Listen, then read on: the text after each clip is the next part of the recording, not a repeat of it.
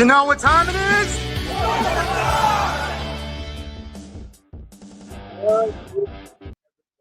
It has been a minute since we did a live stream, but we have a joyous occasion today, so we're live streaming. But we're gonna have some fun today. We're doing some special stuff today. We're gonna find some homes for some new items, including a sealed Lightning Collection, sealed Lightning Collection regular Morpher. Say Master Morpher. We'll do the Master Morpher like in September. But yeah, we'll be doing one of those today. We have a full panel. We got a bunch of topics. We actually have a lot to get through. I was making the topics, the images for the topics. I didn't realize like how many images I was going to have. So, and I try to make them, we're going to do Reignition, we're going to do Superman, and we're going to do Reboot. So we're actually going to do a couple of things today, but wanted to say thank you to a couple of people. We got Aries saying howdy, y'all. We got Josh, who just resubbed to memberships for another month. Guys, we have now opened memberships here on the Legacy of Nerd. Those of you in the chat that do have members, you will see that you guys have special emojis and special badges that only you guys will have. So please play around with those. There should be a Superman one. There should be a Green Ranger one. I think there is a Fantastic Four one. Actually, I haven't looked at it in a second, but yeah. So we got Josh saying, you know what time it is. We got Ramblin' Nerd. What's going on? We got Christina Brame. How you doing? We got Greg Rice saying, oh, the Ranger Pops. Yeah, we'll talk about that too. We got General Kenobi over here. Odd. We got Maddie from Mid Tennessee Geek. What's going on? We got Robert. We got Josh. We got Cody. What's up, Cody? We got Samurai. We got Josh's wife, who's going to try to double dip on that sealed Master Morpher. I already know how that works. They got Tyler in the chat as well. And of course, we have Milady Cat. She is backstage producing. Maybe she jumps on it. It's her choice. I think she did her makeup today. We can see. We'll find out. But yeah. All right. So let's introduce our panel today, guys. Everyone on our panel has been on the channel before. This is all. There's nobody new. I don't think there's anybody. No, there's nobody new. So first up, he is the guy that we always do Marvel reviews. Although we didn't do Thunderbolts because time got away from me, and that's probably more my fault. But guys, welcome back, Tyler, to the stream. How you doing, man? Great. Great. Next, from the chat to the stream. Yes. It's just like you went in. But yeah. Next, we got our boy. I've been on his channel quite a bit. It's been a while. I haven't live streamed in a while, so not many people have been able to come on my stream, but he is from Nerd Affiliated. Guys, welcome back. Hey, Archer. How you doing, man? What's up? Good to see you guys. Congratulations. Cheers to you. Oh, thank you. Next, he is my partner in crime. You guys know we haven't been on stream or on camera for a long time. Actually, now that I think about it, like we hang out all the time, but like, yeah. I just realized that he's trying to keep me away from his channel. But yeah, General Kenobi, what's going on? Hello there. I was about to say it's been a while. Yeah, I was thinking of the same thing. I was like, now that you mention it, yeah, make me sound really bad. Thanks. Yeah, we saw each other last week, but we just haven't been on camera together. But we'll talk more about that in a little bit. And last but not least, he's probably the most famous guy that's been on our panel. Guys, welcome back. TK Johnson, Bloodline of the Grid, DJ Rivers. What's going on, dude? Yo. I thought you were introducing somebody else when you said the most famous person. I'm like, oh, well, I did. Yeah. I don't know. You just got like hundreds of millions of views on your videos and stuff like that. That's cool though. Hey, I'm with my brothers here and my family. And Cat's all right. She cool. Yeah. All right, guys. So I picked out the topics, and I didn't want to go too niche Power Rangers because I know not everyone here is like fully in the fandom like me. Maybe Tyler knows a little bit. I know DJ knows everything, but I didn't know if anyone was reading Prime, so I want to keep the topics really simple and really mainstream today, especially for the chat too. If anyone new is joining the chat, kind of give us an introduction to this, what our live streams are about, because it's been a while since we did them. And first of all, before I forget, I want to thank everybody here that is in the chat, everybody that is watching on Rewatch, or if you're on Instagram and you're watching there as well, thank you as well. We have hit 20K on Instagram followers. We've hit 10K on YouTube. And see, this is why I need to have you on more often. We got production. But and that pretty much brings us to around 275,000 followers on our platform. So we do have a newly launched website, thelegacyofnerd.com. It's not new. It's probably like 6 months old, maybe 4 months old. But to be honest, I haven't talked about it a lot. So we do have the website. Things are different here, if you notice, and if you've been following the platform, we started off doing really, really focused on Power Rangers.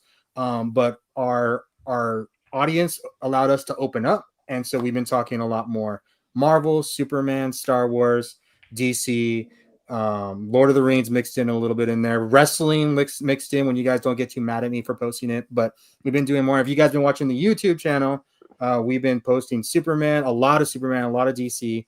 We did a movie review on How to Train Your Dragon. We posted that this morning. So we're expanding the brand. YouTube is always going to be the hard fight because you're fighting the algorithm, but I'm going to fight the algorithm, and I don't care anymore because I realize our audience here watches more than just Power Rangers. So I want to try to hit all those points for everybody here. So, look at this. Nerd Affiliated became a member. Thank you so much, man. Welcome. Nice. And then we got Astronaut Ranger saying is like one of my first, probably one of my first 100 followers total period. Like he's in the first 100. So he's been around since the beginning. A lot of the people here have been here since the beginning, which I can appreciate it. We got Chef Maku, we got Joshua Amos, appreciate you. Cody's been here for a long time as well. So, but yes, I just wanted to say thank you to everyone that has been helping making this community what it is, and I appreciate you. With that being said, I think we're ready to start our presentation. So the first thing we're going to start with is the freshest Power Rangers news. Is the Ranger Funko Pops that were announced, or I guess they were announced Monday. And if you guys are new to live stream, you guys know at about 8:45 my internet dips for some reason. Do not know why. If I dump out, we got experienced people here in the live stream, and I'll get back on. But we actually talked about these pops in December. So I actually got someone inside the building, or had someone that was inside the building. I don't know if they're still inside the building. That saw these in December and told me about them. And so I put out a thing. It actually did pretty well on Instagram. The video did okay, but we were able to break this news in December. And then I've just been waiting for 6 months for it to like someone else to get like a picture of it. Cause I asked for a picture of it in December. They're like, yeah, it's not going to happen. And I was like,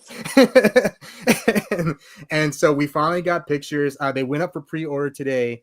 Whoever wants to go first. And let's start with Kat. Bring Kat up. She's our Funko Pop expert. What do you think about them dropping these Funko Pops, Kat? I think it's really interesting that they're dropping them now, considering that Funmaker Mike, one of the two leads of Funko, has left. So that's why there was a delay in releasing these, I believe, because of the prototypes. I fully believe that they were finished in December, that you could have gotten pictures if they had the ability to give them to you. But Funmaker Mike was on his way out. He was on his way out San Diego last year. And I did not know that. Yeah. Yeah. So he ended up starting his own thing, which he is doing his own version of Fun Days. Fun Days this year is not at San Diego Comic-Con. It's its own thing at the end of this month.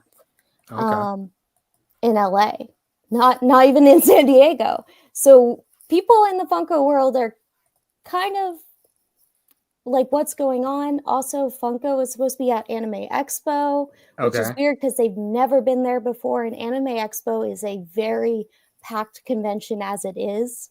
So we're like, how is that even going to work? So all of this stuff coming around, all these changes with Funko, it's really, really interesting that they're circling back to Power Rangers, to something that they know has a very good fan base and something that realistically could always sell as a collectible. Because you see how they branch out with different things, like there's a million Stitches out there, there's a million Minions in different Right. forms, but how many Power Rangers are there? And how many non-MMPR Power Rangers are out there? So that's Zero. that's the big thing. Zero. DJ, I'm sure you knew about these. What did you think about these? Kind of to Kat's point, the timing's interesting to me, but she made it make sense. I was just kind of like, why now? Yeah. But again, non-MMPR is huge. I feel Right. like the only time we went outside of that was for, and technically that was still MMPR. It was for Power Rangers, the 2017 movie. Right. So Yeah. so getting the complete Tommy set, and you're the one that kind of brought to people's attention. So shout out to you. It's just that, Turbo Red is technically TJ as well. So there's that first, love. we don't even have Nakia, Tanya. We don't have a Zio. You think she would be the first non-MMPR Funko Pop with Zio, because Zio was still very popular Sure. right after MMPR, but we never got a Zio set. We've only got Boom Studio versions and the movie version, like you said, and then a multiple versions of MMPR. One plain, one with weapons, one without helmets. One metallic. They've really milked that to as much as I think it's good. Someone put a comment on one of my, I don't know if it was a post or on YouTube or something, but they said that, does this mean we'll get new teams? And I said, I feel like it opens the door at the very least, right? Like, I agree. I agree with you. So I feel like if these do well, this will be the indicator whether or not there's a market out there. Because unfortunately, and sorry to interrupt you, my man, oftentimes it's easy to read the comment section. A lot of times we see the comments, we're just like, oh, give us this team, give us this team, give us this team. Not everybody's on social media like that, and not everybody that's on social media is vocal like that. So as much as like, it almost like not amuses me, but it kills me when the logistics as far as people saying, oh yeah, obviously there's the demand. Obviously there's this demand. It's not obvious. These are our fans saying it. So it doesn't guarantee their quota sells for it to make sense. Right. We hear each other. We hear the fans. We hear other nerds. But the casuals, that's the money. That's where you get into the green, not just the, hey, this would really look good to complete my Tommy set. This would really look good to go with my Lord Draken. So hopefully this does open up the door to introduce people who maybe Turbo was your team. Maybe Zio was your team. And now it's just like, oh, what do you know? There's other Power Ranger Pops now. Yeah. What about you, Archer? What do you think? I mean, you guys hit the nail on the head. I think that at this point, everybody's just trying to get some sales, and this is a launch. I feel like they could have, and probably if I was them, I would have stretched it out. Like I wouldn't have announced all three at the same time. But at the same time, it's like, with all the import stuff going on, might as well just go hard and try to maximize sales, and maybe it helps you with projects that you have right now that could be in production that maybe you don't have the funds to start production on. So not to get too political, but what I initially heard was that there was potential of this being a set. Yeah. Like they were going to have like a box set, like one of I've seen like the DX ones for Funko and stuff, or like I don't know. I've seen there's different set, there's many sets. But I think what might possibly have happened was because of the tariffs and that they were gonna have to raise the price already, is maybe why they went individual rather than put it. I still think they could do a set later on. Like they didn't know. Like, yeah, we can absolutely do a set later on, right? And people will still buy the set because it's a pretty box, right? But I think this is why it didn't come out as a set initially, because of they knew that they might have to raise the price points, and which makes more sense now with what Kat is saying, that these were supposed to come out earlier, but there had been intercompany turmoil, which I did not know about. So that actually kind of tracks more now that I think about it. So Tyler, any thoughts? I know you're a big Tommy fan. I'm a big Tommy fan, but I guess I kind of toe the line of the casual, like you guys were mentioning. So Turbo was my team, man. Turbo was the one that was, at that point in my life where I really watched every episode. So I like it for Tommy, but I also like it for TJ as well too, because I continued watching it after Tommy left. So I do like the fact that on the boxes it has the individual seasons logo on there. So maybe that is the potential, instead of being called the Tommy Collection or Forever JDF or whatever you could name it in honor. they actually have the individual season's logos. So maybe that is opening the door to it. I'd personally like to see a whole turbo line. Maybe some of the pop cruisers with the Zord, with the Zords in their car modes. That'd be dope.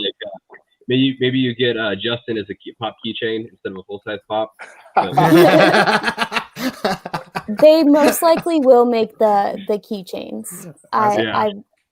I would 100%, if I was to put money on something, they're gonna make these into keychains, because keychains will always do well for Funko. Well, and there's also been some pop fandoms that haven't made it a full size pop, but they've been in small ones. Like I have a Kingsman Eggsy keychain, and it was never like from the second movie, and it was never an actual pop. It was only a keychain. So sometimes they don't make it to the regular pop size. Well, the thing that I think is actually going to happen in terms of teams, sorry, Jose, to cut you off, and sorry, Tyler, is they're actually pushing the Biddy Pop line. So yeah, I've been seeing that. Yeah. So that is where the money is being invested in, is Biddy Pops. And so they're cheaper too. They're having almost like kind of a Polly Pocket type set. It's like Polly Pocket but Funko. And so you can put the Biddy Pops like out of the box into it. They have like the Lilo and Stitch one. They have a couple other ones. They have some Star Wars ones. And I really think that's where the teams are going to go, because they're moving away from the Funko sodas. I think that's where the teams originally were going to go, but they're moving away from that. They're not profitable. They're not selling. Honestly, people open those in the store. It's not a moneymaker. People don't buy them. But the Biddy Pops, they're small enough that you can store a lot of them for the average person. And especially if it comes with a display, you can do Megazord. You can, they usually do 4 packs of 4. So 3 and then a mystery. So you can do a team. You could do a Megazord. You could do bad guy. You could do, some sort of special one, 6th Ranger, whatever's there for the season. I think that's where the money's going to be for these Power Ranger ones. Definitely opens up the door for real. And I think, Playmates is probably really watching them right now and seeing how they do with non-MMPR. But Jose, any thoughts? I know you're very familiar with Tommy's Rangers forums, but I know you're kind of like a lot. You may not have seen a lot of the episodes, like maybe we have. But exactly. What are your thoughts on getting all? I'm happy to say that I recognize all of these. All right, nice. First Okay. Yeah. All right. Good. Yeah. So I'm good there. But so just to echo right what DJ and Lake were saying, I hate to say this, but sometimes we gotta vote with our dollars. All right, we gotta vote with our wallets. Exactly. So money talks. Yeah, absolutely. And I've said this, playing devil's advocate with Hasbro and the Star Wars lines, right? If you see a character that you've been waiting on for a long time, try to buy it at retail. Okay, we're always looking for a deal. Yes, the economy, not doing so great. Our dollars are definitely not going as far as they used to even a couple years ago. But at the end of the day, these are companies, these are businesses, and if you feel passionate about a certain character, a certain team, like we're saying here, try to vote with your wallet, right? Try to show the company, hey, there's interest in this. I will pay full retail for this item, and if you make more, I will probably do the same, right? So that's really the one indicator that we can contribute to. And like DJ was saying, yeah, there's always going to be avid fans, claiming, oh, we should have gotten the whole team at once. Things are pretty risky for a lot of companies right now, right? And for them to release all 3 of this, I think it's kind of cool, because again, it just like this, right? It gets people talking, it gets people going. It's like, oh man, what if they complete, Turbo? What if they complete CO? What if we get a set? So it starts like, at least generating some of the talk, right? Some of the buzz around, hopefully a new set, new characters, new teams, a new presentation. Like Kat was saying, I don't collect Funkos, but man, I've bought a bunch of those Biddy Pops. I am a sucker for those. Okay, I'll say it here, I'll say it anywhere. They got me. Okay, they got me with those. I love miniatures just in general. And then when they started obviously putting out some of the Star Wars lines, I was like, dang, you guys, like I hate you so much. And they started giving me the collector, right? So they got that Death Star shape, shelf for them. Yes. I'm all about that, dude. All about that. And they almost got me with that. I don't know what they call them, but they're basically like the armored ones, right? So you get Mhm. a BD pop and you can put it into a bigger armor. Yeah. Dude, that Yes. Megazord, that MMPR me- Megazord, dude. Oh, Yes. I was It like, looks so cool. I So literally cool. had it in my cart at Target, and I walked around with it for like half an hour. I And did then I this. was like, you know what am I doing? Like, I don't collect Power Rangers. Like, this is not. I was like, but dang it, it's cool. And I was torn. Okay, I was torn. I ended up leaving it, but at the same time, I'm like, man, it wasn't even that expensive. So I think eventually I will end up picking it up just To be because. fair, I've gone to your house, and I remember we're going to your house, and you had a White Ranger helmet and Oh yeah, remember? the Morpher, and Yeah. I was looking at you, and I was like, "When'd you get those?" And you're like, "When you told your your audience, if you don't get it now, you'll never get a chance to get them." Exactly. I was like, Exactly. "Oh, Yeah. okay." So Yeah. And you got mind some of you, the good stuff though. yeah, and mind you, I well, actually, I've won a couple of things here, on your channel. Yeah. I'm actually fairly lucky when it comes to specifically Green Ranger, Tommy, right? I've actually won 2 separate giveaways for 2 different figures here in the past. But yeah, man, I mean, Power Rangers is part of my childhood, right? Again, it's not something that I actively collect, but man, it's all about that nostalgia, of course, and that's very much there for me. But yeah, again, just to cap off, I think it's cool that they released all 3. Again, it gets us talking. Right. Who knows? Maybe soon here we'll see a special edition.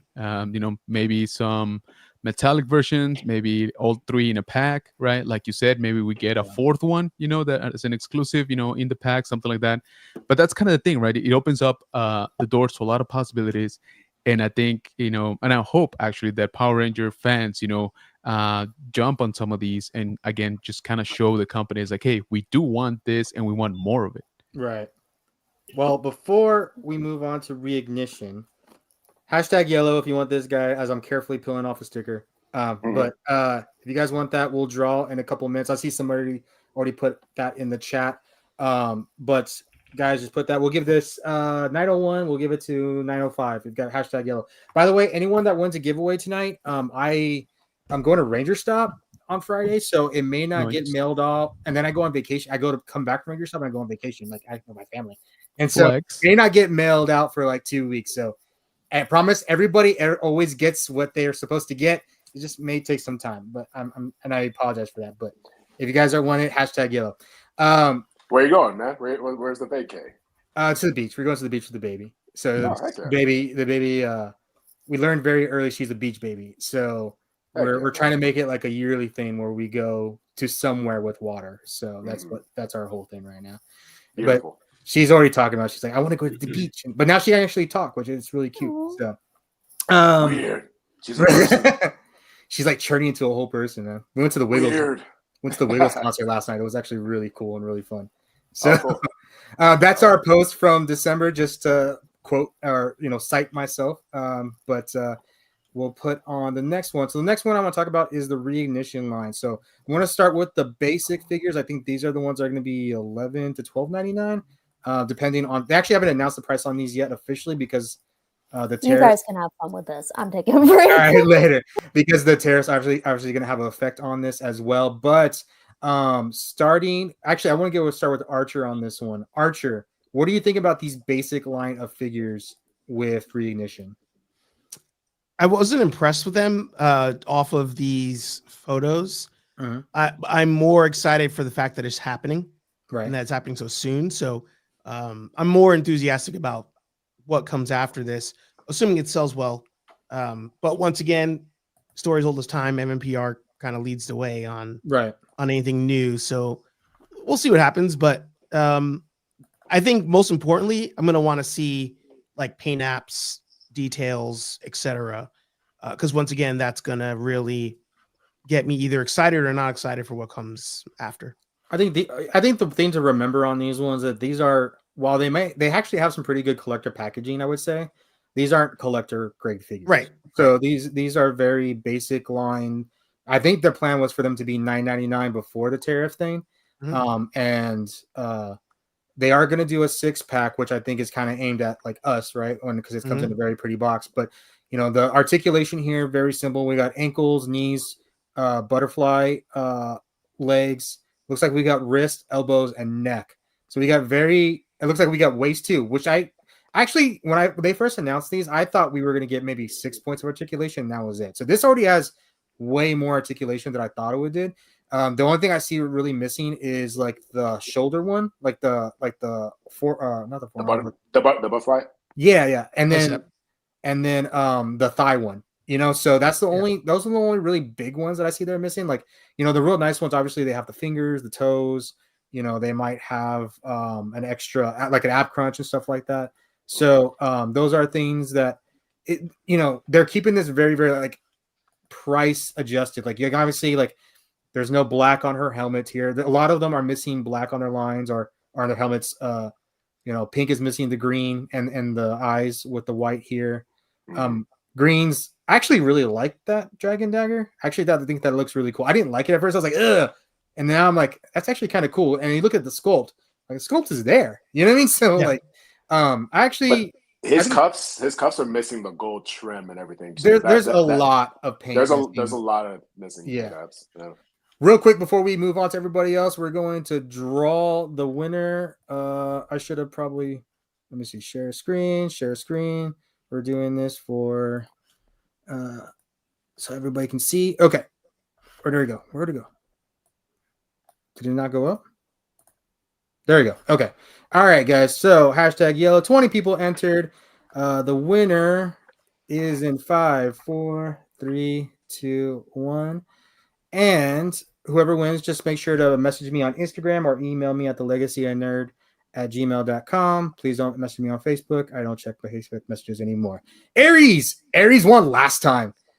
So congratulations to Aries. Of course, you get our winner. We have a lot of repeat winners because they are just here. And so you're just here, you get an opportunity.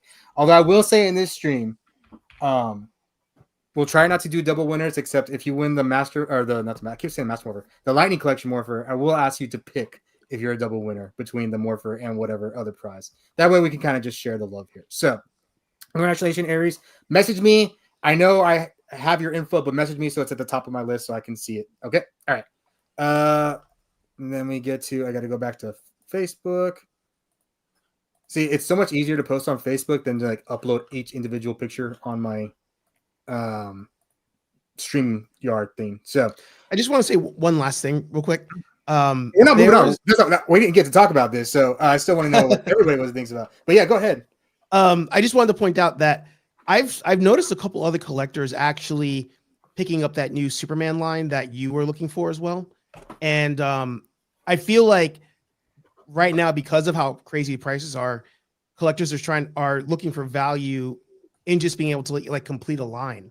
So everything happening now might actually help this line because it's going to be an affordable line to pick up, even if it doesn't check all the boxes of a traditional collector's item. This is an $8 toy, and this is an actually wonderful toy. It has so much detail on it, right? Look at all that. It actually has texture in the suit. I don't know if you can see it in the camera. It has texture on the suit. It has, the only thing it's missing is the ab crunch, but it actually can twist the leg here so you can pose it correctly. Like Spin Master, this is my first Spin Master toys. These are wonderful little toys. $8. Not bad. How can you? When I got this and I saw it was $8, and I opened this up and I did the review on camera, so I'm like reaction to it on camera, like live, and I could not believe like what's going on, Hasbro. Like seriously, like what's going on, everyone else? Like how are they able to do this on a licensed item like Superman and keep it at $8? Well, it's also a projection thing as well. Because again, Reboot, a lot of eyes on.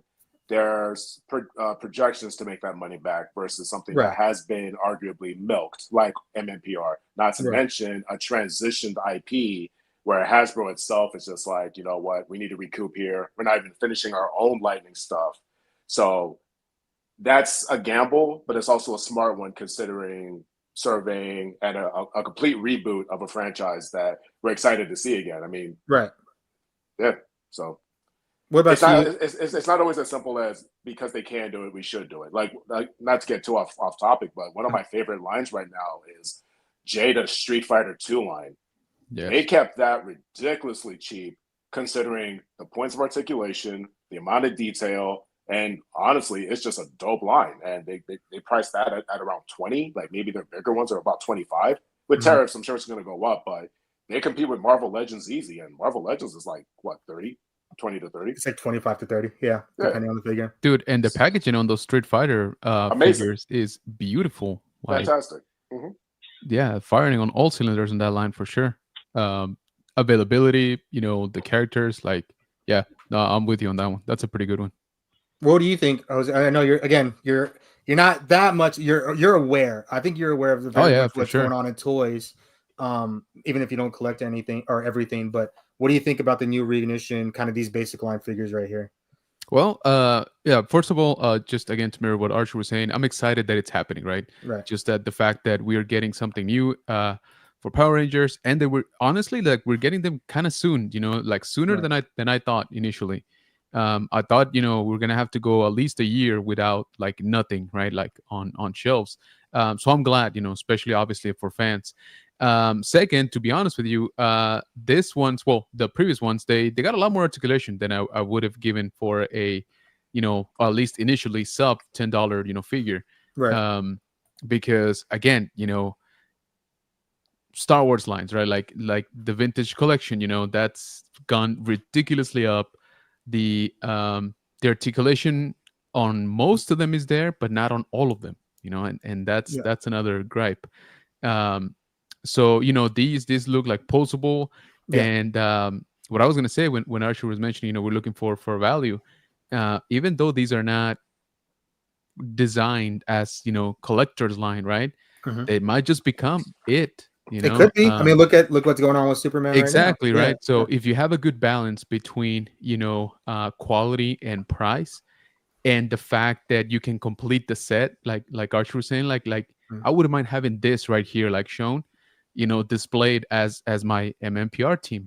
Low cost. And if it breaks, it's not like the end of the world sort of thing. Exactly, right? So I was like, I broke one when I was posing it because maybe they're not the absolute best quality. Okay, I can go pick another one up for $10, right? Or $12, Yeah. So if I can have the whole team like for under $100, dude, that's a win. Well, the crazy thing is, and Tyler, I do want to, because there's some funny things I want to talk about with you, is that you could get 6 of these figures for $60, right? The plan was $60, right? Yeah.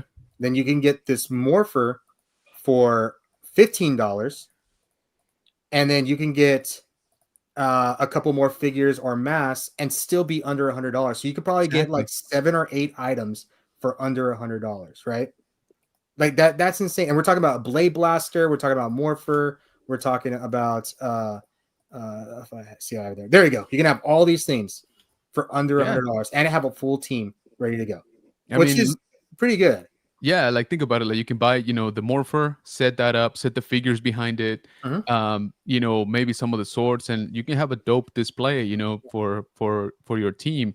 Again, for around $100, that's crazy, dude. That's like, that's like 3 Marvel Legends, deluxe figures right there. Like, and you spent $100, if not actually more by now. I mean, the only way to do it before was with Funkos. Exactly. Funko was your only option to have a team with like your morpher. Now, I think the low point of this line is the flip heads. Tyler, what do you think about this head sculpt right here? I'm trying to decipher what he's staring off in the distance at. He looks like a little mad. He looks like he's got the I don't want to call him a Neanderthal, but he's got like the heavy brow there, man. Like I was gonna go with Goku Super Saiyan 3, like forehead. I was like, he's he's pondering something there. But like the gimmick is cool. Back to 1993, bro. I mean, the gimmick of the flip head is cool. I just don't think anyone's ever executed as good as 93, or as Bandai did in 93, right? I think you don't want to do the exact same thing because you don't want to say you copied somebody else. But like, at what point is it like, it's not? I don't know. I do think kids will play with this. I just don't know I don't know how much. You know what I mean? So that's the Yeah. thing. I don't know if it's going to attract what you want, because some of them, I think on just the flip heads alone, everything else is fine. I could deal with missing paint on the main figures, like the lines and a little bit of details, but like there seems to be a lot of mistakes on the flip heads. Just I put this picture up here, but like, why you went to that trouble to paint Yeah. that skin Yeah. tone? You know what I mean? Like, Yeah. well, it should all be white. You know what I mean? Like everything. Like, I don't know. It's just some odd choices on the flip heads. I don't know. I don't know what everybody's thinking about the flip heads. Maybe it's just me. What does everybody think on the flip heads? I mean, it's a nostalgia grab, right? I Right. mean, obviously, you know, we saw they can make a little bit better figures, right? Just previously, this is a hybrid attempt to maybe reuse some of the molds and give us, you know, I'm just gonna call it a retro line, because everybody has a retro line now. Right. So, you know, I think that was the move, right? They're like, hey, you know what? We got the IP. Let's hit him with everything, right? Let's hit him with a main line that's gonna be, you know, fairly cheap. Let's hit him with the retros, and of course, eventually they're gonna hit us with the actual, you know, collectors quality, right? That's the items. host. Yeah. Yeah, exactly.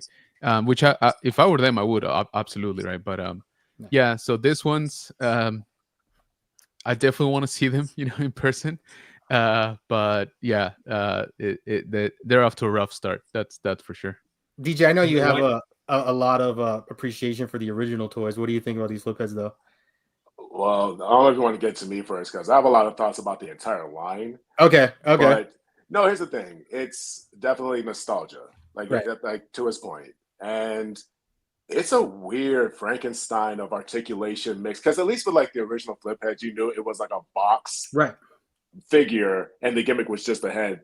But this is an attempt to make the gimmick also an action figure, but it also ends up being like this weird kind of like I don't know, avatar of short tiny head syndrome. They're like Goombas from Super Mario Brothers. You know what I mean? But I appreciate it. I appreciate the fact that, you know, they swung that bat.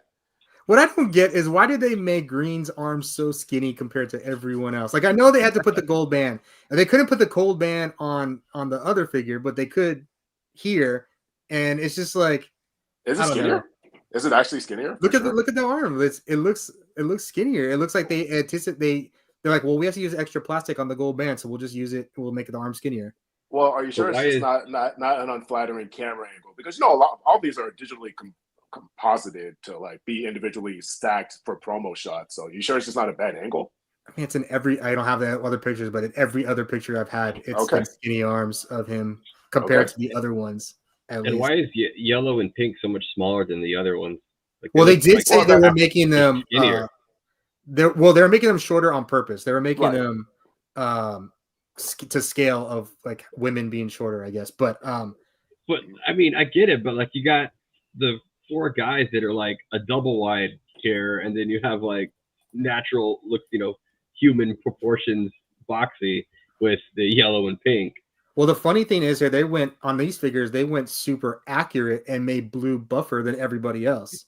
Like, they didn't even show that in the show. Like, that David Yost is way more sculpted than any other Ranger. But for some reason, I guess that is like, we're just gonna make blue really buff. But I don't think they actually knew that David Yost was actually that buff when he was on the show. But I feel like we're giving him way too much credit. Like we need to get it. No, I'm dead serious. I feel like we're giving them way too much credit. no, I'm saying they just. I think for some reason we they need just to did get blue. we need to get them in hand, Yeah. and I'm sure it's the same mold. Like Right. they're not gonna change it up for, you know what, that's Yost. We're gonna do him right. Like, yeah. Well, here the Yoki funny thing Yost. is, when I, because I obviously you guys see how like I make the different photo edits and I make the different posts. So I've seen a bunch of these photos, and for some reason on all the photos, Blue has a different way that he's always posed or photographed, that it won't like be the same as everything else when I put all 6 of them in line, right? I don't know what it is about Blue, and even on, I think, what like was it on one of the retail sites, they, or maybe even the box has his head on the flip head for Blue. They have his head on, like he's displayed with as Billy rather than the Blue Ranger, while the rest of them are displayed with Ranger forms. Oh, that is weird. It is super. I don't know if that's a production error or for the test for the test photos or the promo photos, and they're going to be different later at production, or they're already in production. They're I think they're already on their way to stores right now, but I don't know. Like no one's actually seen them on shelves yet. Probably won't see them to the end of the summer. Now a lot of people have been complaining. Actually, before I get to that, I love that we're doing villains and we're doing multiple villains and all on the same scale. Because what they don't have here is they're doing Finster, Squat, Babu, and King Sphinx. Nice. So they are doing a lot of villain figures, same scale, at affordable price. Not only that, like you can get, again, you want a bunch of putties, you probably can get like 4 of them for under $40. You know what I mean? So you finally have like these opportunities to do those things. I feel like the fandom is really happy about this. I don't know what do you think, Archer? Like, I know I feel like you're like the toy connoisseur. Like you're the one with the opinions of they should do this business wise and all. Like, what do you think about them doing villains? I mean, it makes sense because I didn't think the entire line made sense until I think all of us in respective chats were like, why are you releasing a toy line with no new show? But the fact that they're doing the remastered or whatever thing, it makes sense. Like you're going to need to have villains go with them. So having those cool effects like the spinning head and all that, like again, for kids, they're really gambling that kids are going to grab onto this line. Yeah. And this will be a fun one for them to have. And even so, like we were saying before, at the very least, some of us will grab them just to put them around the more expensive props we have, just to say there's a reflection of good and bad, especially like with a Tommy with the green candle setup, if you have that or something. Any Super 7 figure will be the bad one though. Yeah. So real quick, when I go to, we'll go over the Megazord real quick. So the Megazord, I will say, is pretty much a copy of the 93 one with some, of the details like the translucent part right here and some action effects. Dude, like looking at this, it's not like Chrome, but it's the same idea. It's the same articulation. It's pretty much the same style. I would just say it's just an updated, more plastically, less chrome, more translucent look. I mean, to me, that's a big up. Paint job or like a little bit of weathering. That thing will look pretty good. Exactly. Yeah. I mean, I think it's just the 93 all over again. DJ, okay, what do you want to say? No, I was just that honestly, I just have a lot of thoughts, but I'll try to keep it as simple as this. Like, I applaud. So again, it was mentioned earlier, money talks. Right. And one of the biggest heartbreaks about the Lightning collection is there was a lot unfinished, man. Yeah.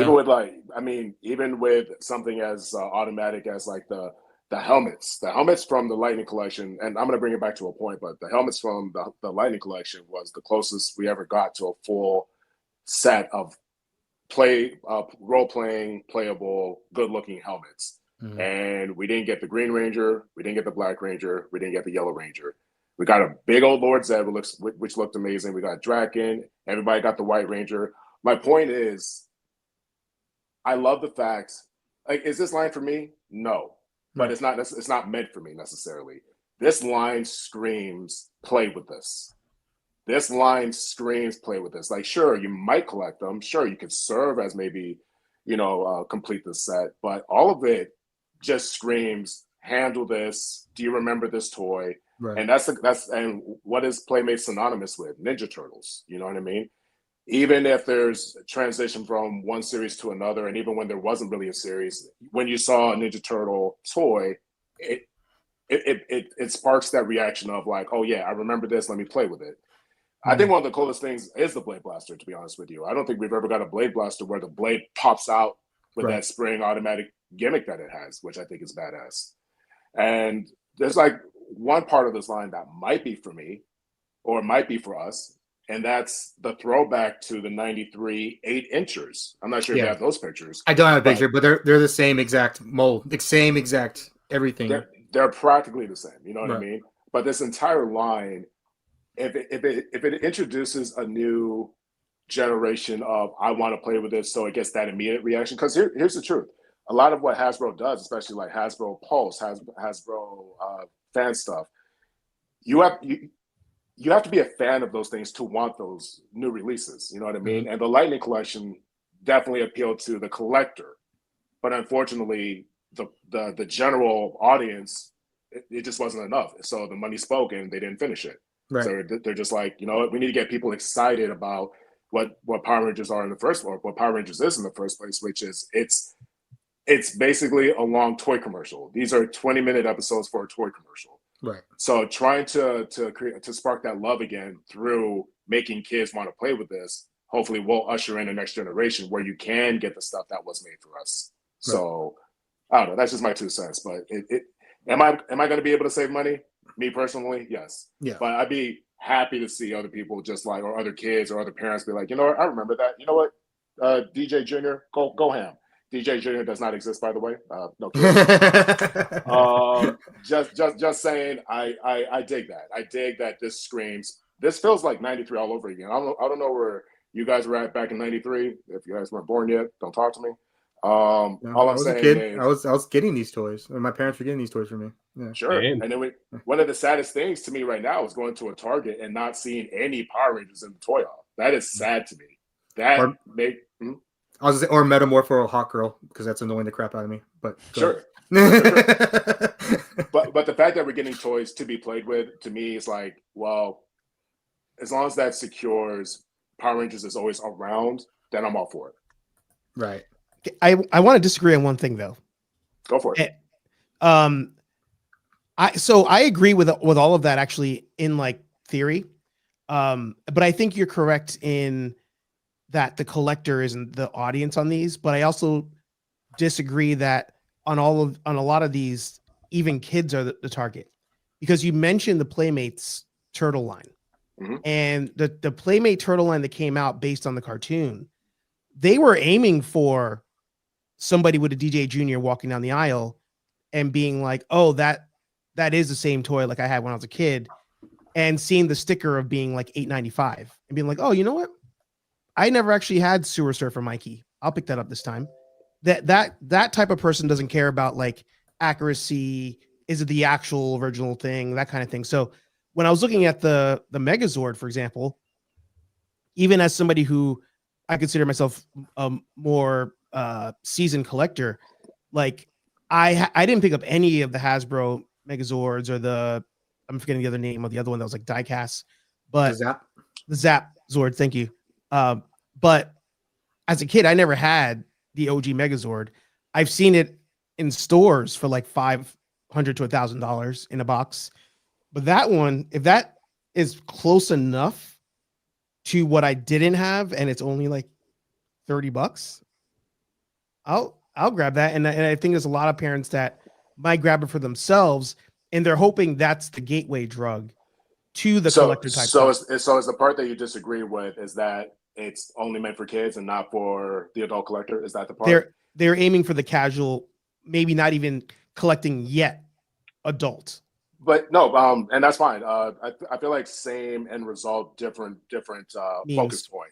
Because here's the thing too, like for instance, the beautiful thing about Playmates and Ninja Turtles is that you can get the casuals to the I really like this, to the it's accessible. Making Rangers accessible versus NECA.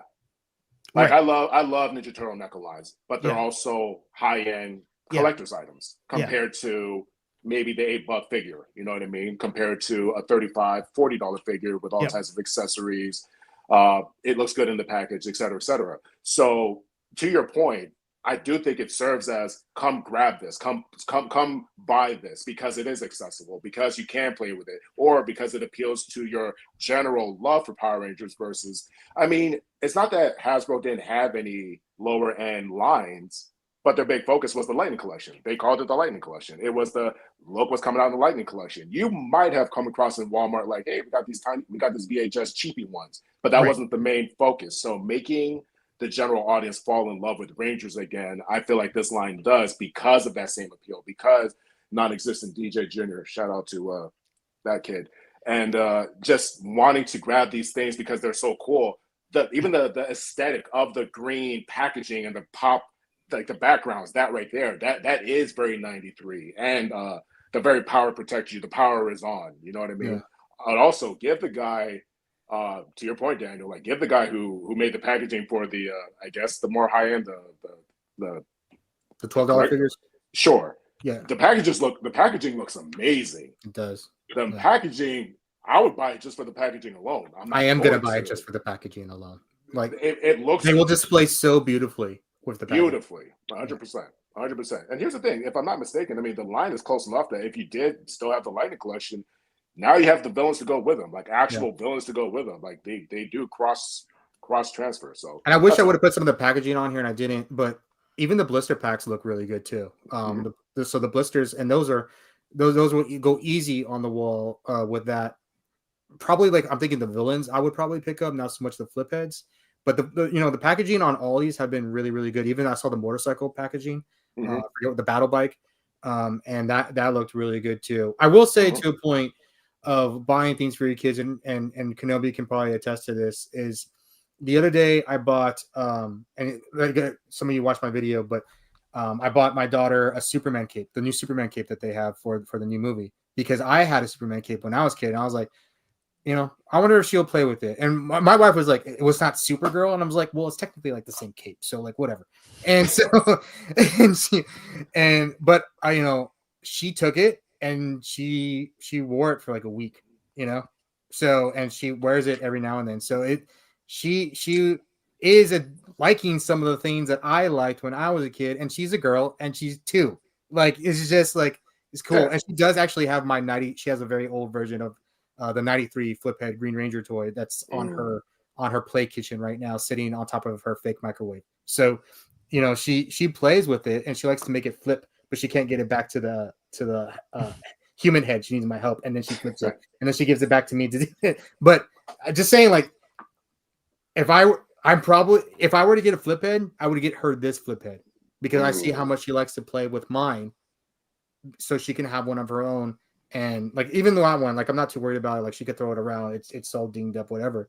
But like, just to say, like, this is yours, this was never mine, like, this is your toy, I would totally get her one, just because I've already seen her enjoy some Power Ranger toys. She actually likes, what she likes the most right now is that book you got, Kenobi, the one that says it's Morphin time, and it has all the fake voices, but it has Austin St. John's voice in there for some reason. But yeah, Austin St. John is in a children's book, just so you guys know. But I do want to, before we move on, I do want to get Tyler, because Tyler is more of an art person, I would say. Like, you appreciate good art, and I know you're not much of a toy collector, although you're a cosplayer and you can see good props and things. What do you think about these, especially like the Blade Blaster and the Morpher? The Blade Blaster is $19.99 and the Morpher is $14.99. I mean, it's, to everybody's point on here, it's very accessible. Very, like, you don't have to break the bank to get these things, to where you're showing up to a con in your first Power Ranger cosplay, or you're running around the backyard pretending it's 1995, all over again, fighting the trees and chasing your dog. So I mean, they're really, like, for the price, like, they look like they're really well made. Something I was gonna say is just that this is these new companies' time to shine. Hasbro's been beefing it quite a bit with a lot of stuff. I don't know if it's in y'all's realm, but they really botched the Baldur's Gate minifigures that came out. Like, they were charging like $50 for these things, and it was all the companions from Baldur's Gate 3, and the paint jobs. I mean, you couldn't even call it a paint job. They were just like swatches of paint on these miniatures, to the point where Hasbro's like, all right, like, we effed up, we'll do a full refund, send them back, like, we'll send you your money. So yeah, I mean, it's just one of those things where now it's somebody else's time to shine, and they're not, I wouldn't say knocking it out of the park, but they're definitely, close to stepping up to, these big toy companies, and, bringing back the nostalgia factor, and also opening up to a whole new generation. We didn't talk about these masks, and these masks look really good too. And they do. A lot of people thought they were helmets at first, and I'm like, no, they're masks. But I think these are around $10 or $11, and I think they would actually, again, if you're a collector and you want a whole set, to DJ's point, these would go up very nicely on the wall. They look very clean. They look very, they're fun. That'd be real cool on the wall. They have all the detail there. It looks like they have a little bit of gloss, or not gloss, but something to make it shiny for sure. So it's a good finish on that. Now we're coming to Superman. Before we do that, guys, hashtag silver if you want this guy here. Let me get off this so you can see DJ for a second. There we go. That's So nice. yeah. Oh, so much worse. Jesus. Hashtag silver if you guys want this. Will be our second giveaway of the night. Guys, remember That's my favorite Ranger. When he came, he was super dude. He came on, he did an hour and a half live stream with us. He did it was a very good live stream. And he talked a lot about his recovery, from his diagnosis, from his cancer diagnosis. He went through a lot. He went through a lot silently. He did with his family. He didn't really talk about it publicly until he was in remission. So he thank you for shouting that out, because I'm not dropping names. Literally, I was texting him. Hello. No, literally, we were texting today, and honestly, his fight, he is a soldier. This man, like he's not the one who will just say it to get the sympathy. Anything he's sharing right now is because he's just grateful. And also his lady, Amy, just amazing support system. So I appreciate you shouting that out, man. Nemo's he's such a good dude. He's a great guy. Patrick, just want to say real quick, we'll see you, Patrick. I'm meeting Patrick this weekend. Patrick Sky, Patrick Sky. I'll tell you guys why I've been such in a flurry today here in a second. But yeah, no, he was talking a little bit more after. He actually stayed on with me for like another 30 minutes. We were just talking.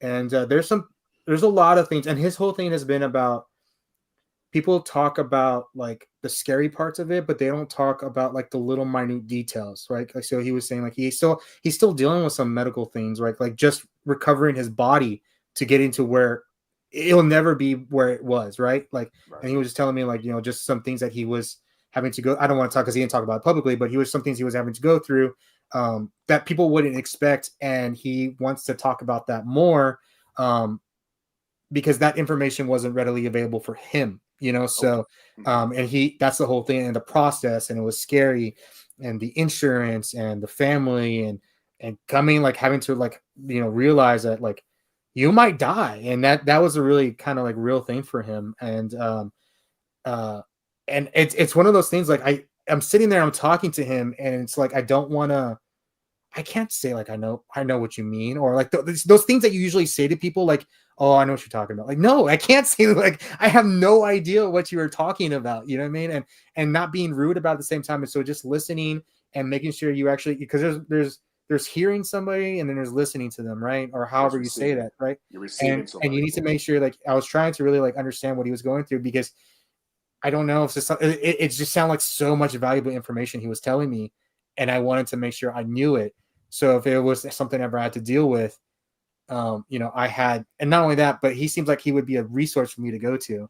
Like I could go to him if I had, to need help with something, and he would be helpful in that, because he did a lot on his own, and that's incredible. But I know we diverted off, but it was such a good time talking to him, and he's such a good guy, and I couldn't say enough good things about him. So yes, and then I texted him the next day. I found like 6 of these figures, and I don't know if a lot of you guys in the Lightning collection or a lot of the fandom know, like, these figures were such a pain in the ass to find, and so I found like a whole like group of them, and I texted him, and he was like, because he tries to he had them for his table as well. He was like, "You're lucky, dude." So of course, I bought them at retail, but yeah, hashtag silver. I think it's been up for like 3. We'll give it till 3 more minutes at 9:40. But I do want to start the conversation. Hey, so sorry. Before we move off from Power Rangers, I gotta show my bona fides. So I picked up this little guys on a small toy show here in town like a couple weeks back. I love those things. Yeah, I love miniatures, as I said, and I saw these and I was like, "Dang it, man!" So again, I do succumb, ever so often to the nostalgia. So I'll probably be just displaying them, on the blister, like without the bulky packaging. But these things are pretty, man. I kind of wish they had the whole team. I would have bought them all just to have them. Yeah. But I had to pick up the 2 main guys, of course. Amazon. They're on Amazon. Yeah. I think the coolest thing was I knew you had one of those with Hellboy. And so I bought one of those for Hellboy, the actual Hellboy that Ron Perlman portrayed. And so I got to meet Ron Perlman. What was it, last year? And I took that for an autograph. And he's like, "The hell is this?" And he just looks at it. He's like, "Damn it, man!" He's trying to find like the thinnest pen he's got, and he's there like like trying to see. He's like, He's like, "It's good enough. Here you go." It's like the way he looked at Kenobi was just like he looked down, he looked at him like, yeah. He's like, "What do you want me to dude?" do with this Exactly, thing?" Like, it was awesome, and reading that guy, he's exactly how you would think he would be. Oh, dude, yeah, Like, 100%, dude. It was awesome. But let me get over to the screen for. I think if we're showing off our Power Rangers, this is the only Lightning collection I have. Is the blue Psycho Ranger. Psycho Blue, nice. Ooh. Yeah. Oh yeah. And it's over here next to my Deathstroke and Green Arrow. Nice. That one So is it kinda like sticks slowly. out. That one became one of the most for collectors, one of the most important ones because they only did the Psycho Rangers in the pack.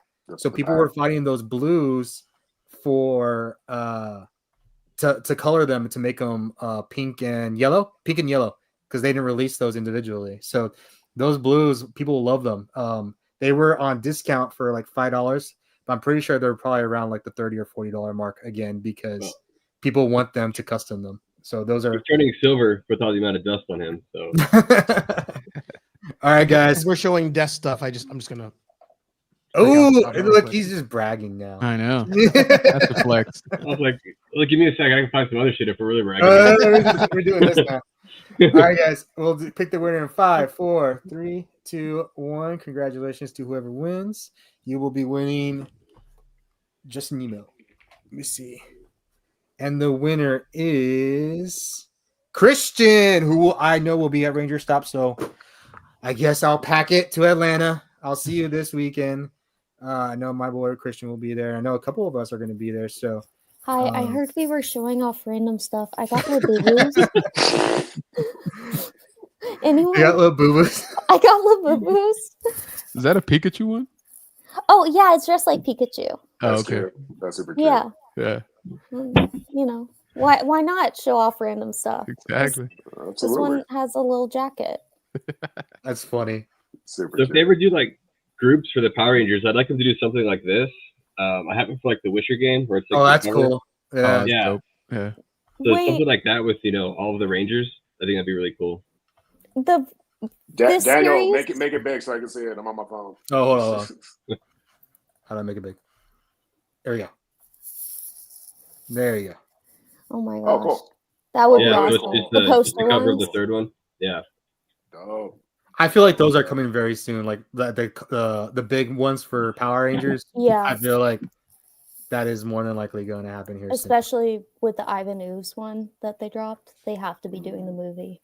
Yeah.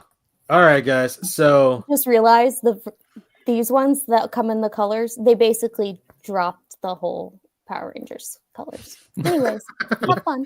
bye. Bye, kitty cat. I love that picture of Corner Sweat. Dude, that's a great one. I've been having so much fun as a content creator with Superman. I cannot tell you guys first of all, Superman is probably my favorite comic book hero. I was a Green Lantern, like a big Kyle Rayner Green Lantern fan for a long time, but I always end up back at Superman. A lot of the runs in the 2010s, especially like the Krypton run, which was really, really good. I got me back into comics as well. So I am all about this movie. This movie just screams, happy and fun and exciting to me and hopeful. Hopeful. The colors, even in the trailer, there's some dark parts in the trailer, but I think it just balances each other's out. I don't know. I deal with a lot of trolls on a daily basis on my platforms. If any of you guys go into my comment section on any of my posts, whether it be Instagram or Facebook, you will see it could get bad. But I do have moderation on now because people are nuts. But what are you guys? Whoever wants to talk first, what are you guys thinking about the new Superman movie? What are your thoughts? What are your hopes? All of that. Whoever wants to go first. I'll step up to the plate. There you go. No, you know who I've been talking about this with a lot, dude? Jordan from Unworthy. Ah. We're both big Man of Steel fans. Don't get me wrong. We're not like, oh my God, Snyder or bust. It's not that. But Well, there's the Snyder cult, and it's a real thing. It's a real thing. I did not realize it when I started posting this movie, and how many people are trying to take these posts down. Like, oh wow, that yeah, bad. Okay. it's Interesting. It's bad. Yeah. Yeah. No. So with bearing that in mind and knowing that there's the hardcores out there, we love Man of Steel because we really love that movie. Now the rest of that universe, whatever, right? But we love Man of Steel a lot, and I think there's a part of us that we know Superman's look is kind of a hard one to pull off because with Batman you could fudge it to like tactical gear, maybe all black. Shout out for Batfleck for even having the gray and black aesthetic, and then eventually in the Flash movie, what happened? Mm-hmm. But my point is, we kind of want Superman to be cool because he is the grandfather of all superheroes. You know what I mean? Right. And Corn Sweat is an impressive, 6'3", 6'4" dude. He is a big dude. I don't think the costume necessarily highlights that, but to Gunn's point, he's approachable. He is brighter. He is like, dude, I'm not going to lie. Like, this is the movie I'm desperately hoping does well. Right. I'm not sold yet in terms of it's going to do well, not because of any lack of love for Gunn. Love what he's done with Guardians of the Galaxy. Love what he's done as a director. Love what he's done with Suicide. Was it the Suicide Squad? The Suicide. But here's the thing. He's also done really well with characters we don't. Can I cuss? Rated R. Just cuss. No hard R. So not this. No, but my point is but he does really well with characters we typically don't give a shit about. Right. Like nobody was checking for Guardians of the Galaxy like that until he made Guardians of the Galaxy interesting, complete with a Walkman and a cassette tape player with an amazing soundtrack, right? And then the Suicide Squad, again, a lot of flexibility. What do you do when you have a character that's not beloved, but big shoes to fill? Because listen, Cavill did his damn thing. However, got really stuck with a dead end universe. Unfortunately, too many expectations, too many hands in the kitchen, that kind of thing. And unfortunately, he aged out, and here we are. You know what I mean? Yeah. Now, with that said, I am confident he'll give us character because I think James Gunn is amazing with character. I think he's great with investment of the heart. I desperately look for good pictures of Corn Sweat in the Superman outfit just because, it is an interesting look. And I'm not saying I dislike it. It's just an interesting look. It's obviously an amalgamation of a lot of inspirations throughout Superman history. So it's not lost on me in that sense. It has nothing to do with me not understanding the suit. It's just a very different suit versus everything is explained why in Man of Steel, not to compare it to just Man of Steel, but in Man of Steel, it's explained that it's a Kryptonian look. It's stripped down. They wear that under their armor. So it's an homage to Krypton versus this, which is an homage to the comic books, but it's also, it's that suit. It's a lot. But I've also never seen a look and a suit that looks so different in every single picture I've seen. No, I'm dead serious. If you do a Google search of the exact same suit, it goes from baggy to form fit to the one on Superman Day. I wish I was able to send you pictures because I had a company over. It was a girl. She didn't care about any of this, but I just went off. So I'm literally putting up side by side pictures. And I'm going, this is the same guy. How? Yeah. Oh, there's my friend. I was trying to say if we had some baggy ones. I think the one that was baggy was this one here in the left corner. No, those are great. I'm talking about yeah, I know what you're talking about. So there's a promo picture where Corn Sweat goes from Clark Kent and spins into Superman. Oh, okay. So there's that one. It's not flattering to Corn Sweat. It's just not. He looks super skinny. He just does. And that's not any disrespect to him. It's just the suit isn't necessarily but lately, the latest promo pictures, the suit is more. I'm telling you, there's reshoots that happen. They're just not telling us. From the production brain, they're like, okay, we can't change the suit, but I hear them. I think it was just touched up in production. Probably. Probably. But something happened because that's not the same suit. There's a Superman Day suit where it's behind the scenes with him and Lex Luthor. About. Yeah. And that alone, I'm just like, that's a weird the cut of the next, and don't get me wrong, there's stunt suits, there's the master suit, there's all kinds of different suits on set. That's nothing new, but even that looked weird to me. Like the haircut looked different. I've never seen a look so inconsistent. That's all I'm saying. Tyler, It's what do you weird to think? me. Well, I mean, you could, to his point, you can see the kind of inconsistencies in the suit in the top two pictures here, where like the collar's open, and then in the one on my right, not sure how it is for you guys, it literally, it's like kind of hugging. So yeah, I mean, it is inconsistent. But I'm going to start off by saying I am a card-carrying member of the Snyder cult. he's the one trying to get me to take the. No, I'm just saying. yeah, over here. But I am not a Superman fan. Never grew up a Superman fan. I enjoyed Man of Steel. I've enjoyed Superman Returns. I've enjoyed all of the Superman movies. Recently powered through Smallville, and you know, I've enjoyed every iteration of Superman to that point where like some things get this right from the comics, some things get this right from the comics. So it's not Superman as a character I'm worried about for this movie. It's doing justice to every other character that they're throwing into this movie. Yep. I've from the trailer so far, this last trailer that came out yesterday or today, Today, the final one today, I really like Nicholas Holt's Lex Luthor. It reminds me a little bit of like later seasons Michael Rosenbaum's like Unhinged Luthor.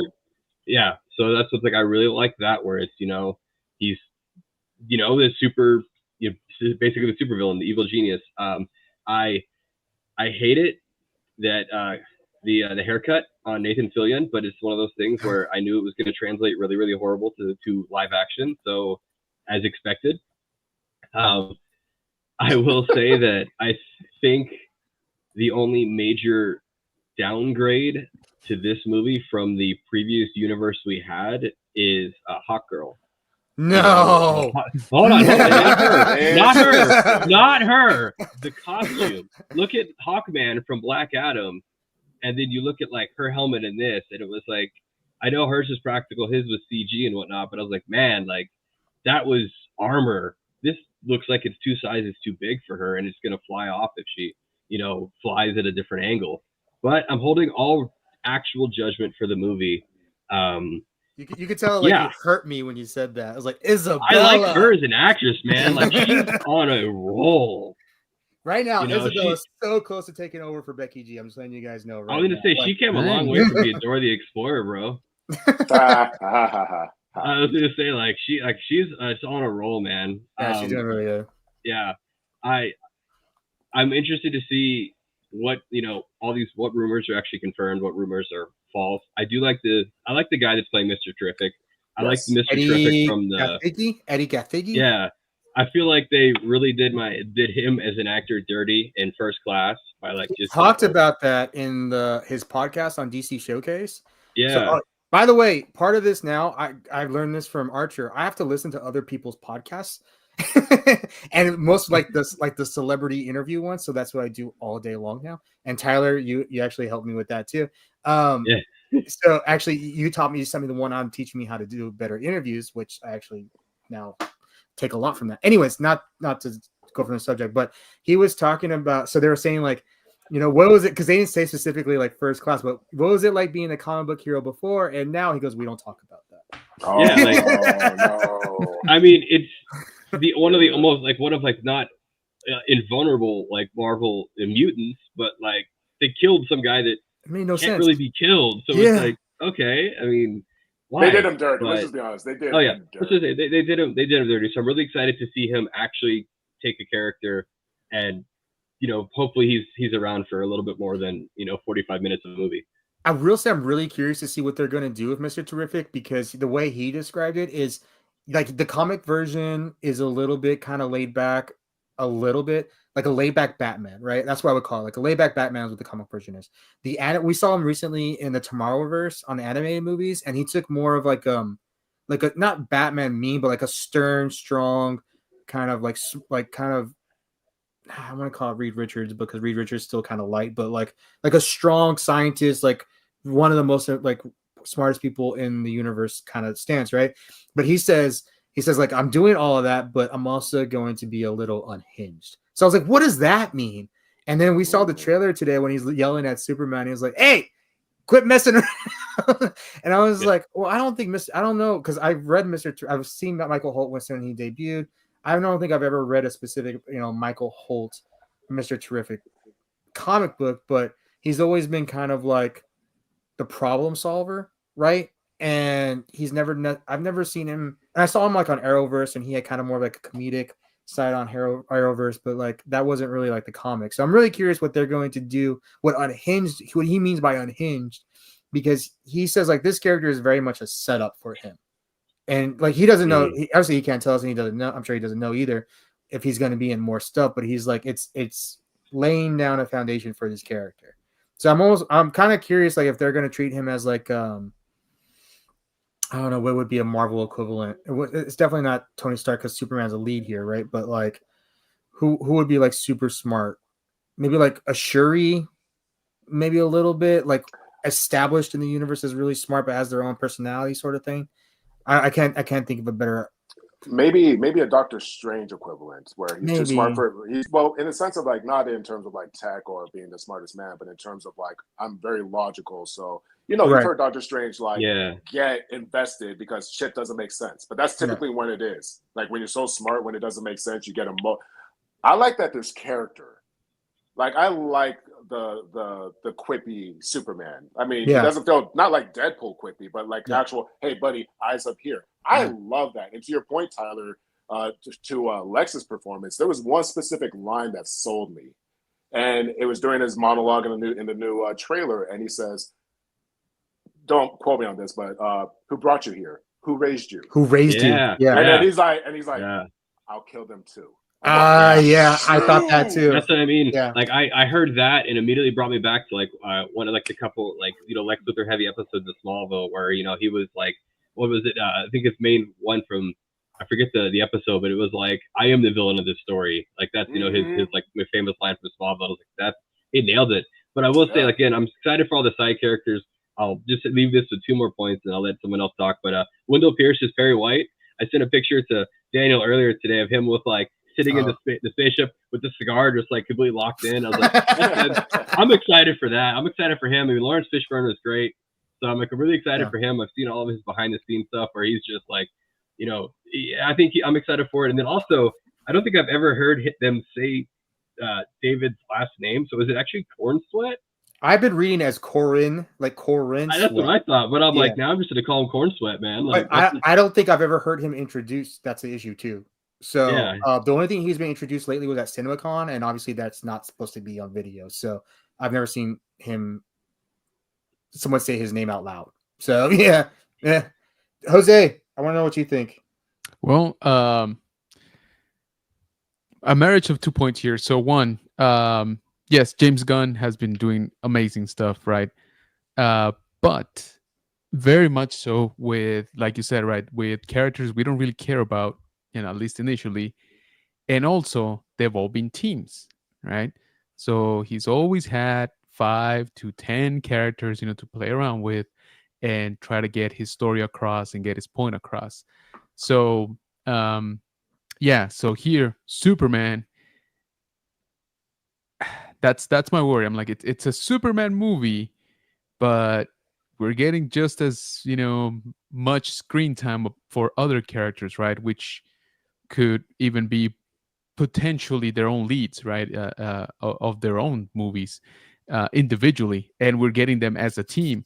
So I'm like, that's a lot. That's a lot to try to, pack into one movie, right? We are reintroducing. I know, we're probably not gonna get a whole, origin story again, right? In this movie for Superman, but it is a reintroduction into the universe. It's a introduction again to this Superman and his characters aligned. And then we're still getting, we're still getting a or several Green Lanterns. We're getting, Mr. Terrific. We're getting Hawkgirl and everything, and the story that accompanies, those characters. It's kind of a lot, Again, you put in one Green Lantern, it kind of just carries the weight of the Green Lantern Corps, right? Oh, so does he talk to other Green Lanterns? Is anybody else gonna show up? Is a Guardian gonna call him? On his ring? Like you start just diverging right into the mythos of Green Lantern, because there's so much there, right? And again, that's just one of this team. So I'm like, It's that's a 2-hour and 9-minute movie with credits. exactly, that's what I was gonna say, right? Yeah. We're not even talking about a 3-hour movie, right? Like Yeah. we're talking about like just over 2 hours, and I'm like, I don't know, man. Like that's I think it's gonna be fun. I really do. I hope it's gonna be successful, both financially, because that's really been a, you know, that's really been a point here in the last like 3 years for any superhero movie. Right. But also, of course, successful in the sense of catching and reintroducing us, and making us fall in love with the character again. I think they got the right ingredients, right? It's just going to be a matter of, can they pull off the formula. But yes, I think, to me, that's my main, I don't want to say concern, but that's my main, like, oh, that's going to be tough to, juggle all of those elements, properly, and to still, make justice for all of them. Because again, you're going to have Green Lantern fans, right, watching this movie, people that like Green Lantern over Superman, people that like, Mr. Terrific over Superman, et cetera, et cetera. Like, so it's, how do you,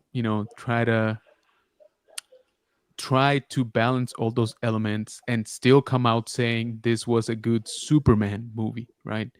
That's to me the kind of like the oof. That's a tall order, right? And I think he can pull it off, but obviously, it's been tried before and not not very successfully. So yeah, that's my only like point that I'm like, Are I you just liking really, what really you're hope. seeing? What's up? Are you liking what you're seeing? I do, but like I said, because I like, again, I like the way Green Lantern looks, right? So I'm like, well, am I gonna like him over, Superman? Like, in the back of my head, I'm like, am I supposed to fall in love with Superman, or with like, Oh, okay. with like the universe, right? Like that's kind of how I see it right now. It's like, okay, it's a Superman movie by title, right? In theory, he should be the lead, but you're also giving me, a view into the wider universe already, right? Into this wider DC universe. So I'm like, okay, as a takeaway, which one am I supposed to be, favoring here? Like, am I supposed to come out saying this was a great Superman movie, or this was a great DC movie, right? Like, and I don't think they're the same, to be clear, right? I don't think that's equivalent right now. Can I say one thing? But I also don't want to. Oh, go ahead. I apologize. I was just saying, to his point, you already have Nathan Fillion in Peacemaker, because that was in the trailer. And then in these more recent interviews, he talks about filming with Kyle Chandler and whoever the guy they picked for Jon Stewart on the Lantern show. So now you already have two small projects with his character, and we don't even have a Superman 2 yet. Yep. So, Actually, James Gunn just said he's sort of writing a sequel. I guess it may not be a Superman 2, but maybe like, I don't know, like Dawn of Justice or something. Yeah, exactly. I saw a joke where the Snyder Core. It was a fake interview quote, but it was like, yeah, I'm writing a new movie where he's gonna meet Batman, and then they're gonna fight an alien at the end, and maybe Wonder Woman might show up. So there's a bunch of people that thought that was true. So the comments are like, interesting. Like, Snyder is the blueprint, man. Snyder is the blueprint. Well, he did say that Wonder Woman movie is in development it's officially in development. So that's the first time they said it out loud. So they are looking for their new Wonder Woman. I feel like Batman is coming more sooner than people think. I think that's what I'm thinking. I'm thinking we're probably gonna hear an announcement soon of who Batman is, like who the actor is, and it may show up like on. I don't think it'll show up in Superman, but maybe like a tease, like, okay, we're gonna get ready to start production of Batman: Brave and the Bold. That's what I'm hoping is gonna happen at San Diego, which me and Jose will be at. So we're hoping that they will tease us with something there, because I feel like the tease has been there, and we know they're not going to have Superman, or they're apparently not going to have Supergirl. So what are you going to have other than Peacemaker?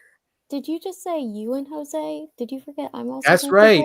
So Milady Cat will always also be there. But I think I was thinking we're having to travel to go there, and you're just like only like 6 hours if I drove, like only a plane ride. It's fine. I guess we do 6 hours to Dallas. Like that is true. That's a normal drive in Texas.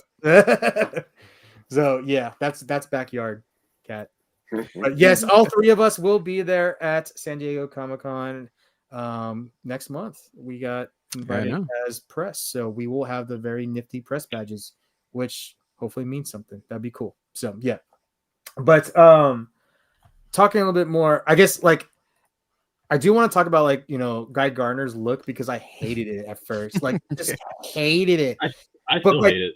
part of me is like loving hating it now. Like I think I'm almost used to it.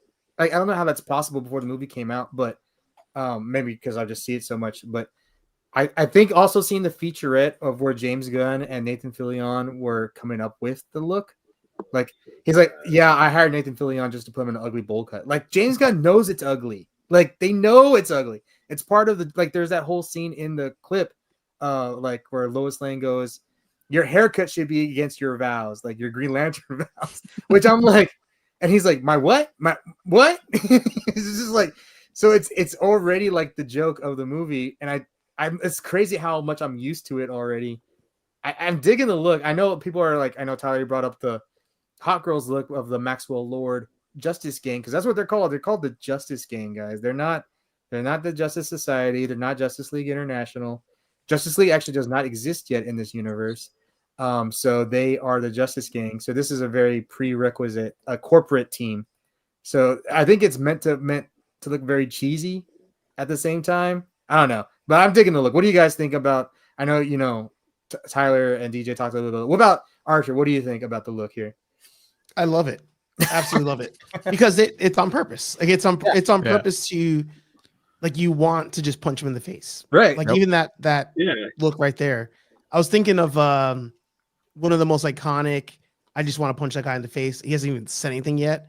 Moments, which was in Falcon and Winter Soldier, when U.S. agent showed up. Yeah, and he comes down the stairs and just does one of these things, and he just has such a punchable face. You're just like, F that guy. He was the most hated man on the internet for a whole week with 0 lines in that show. So you know when I saw this debut, I was like, only James Gunn can pull this off. Well, I think only he can pull this off. In the comics, Hal Jordan knocks him out.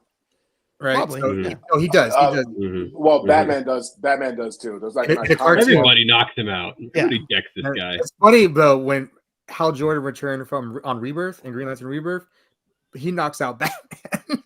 Nice. Hal Jordan comes back and knocks out Batman. Was like the only person ever to knock out Batman. But yeah. So I feel like his time is coming in Lanterns.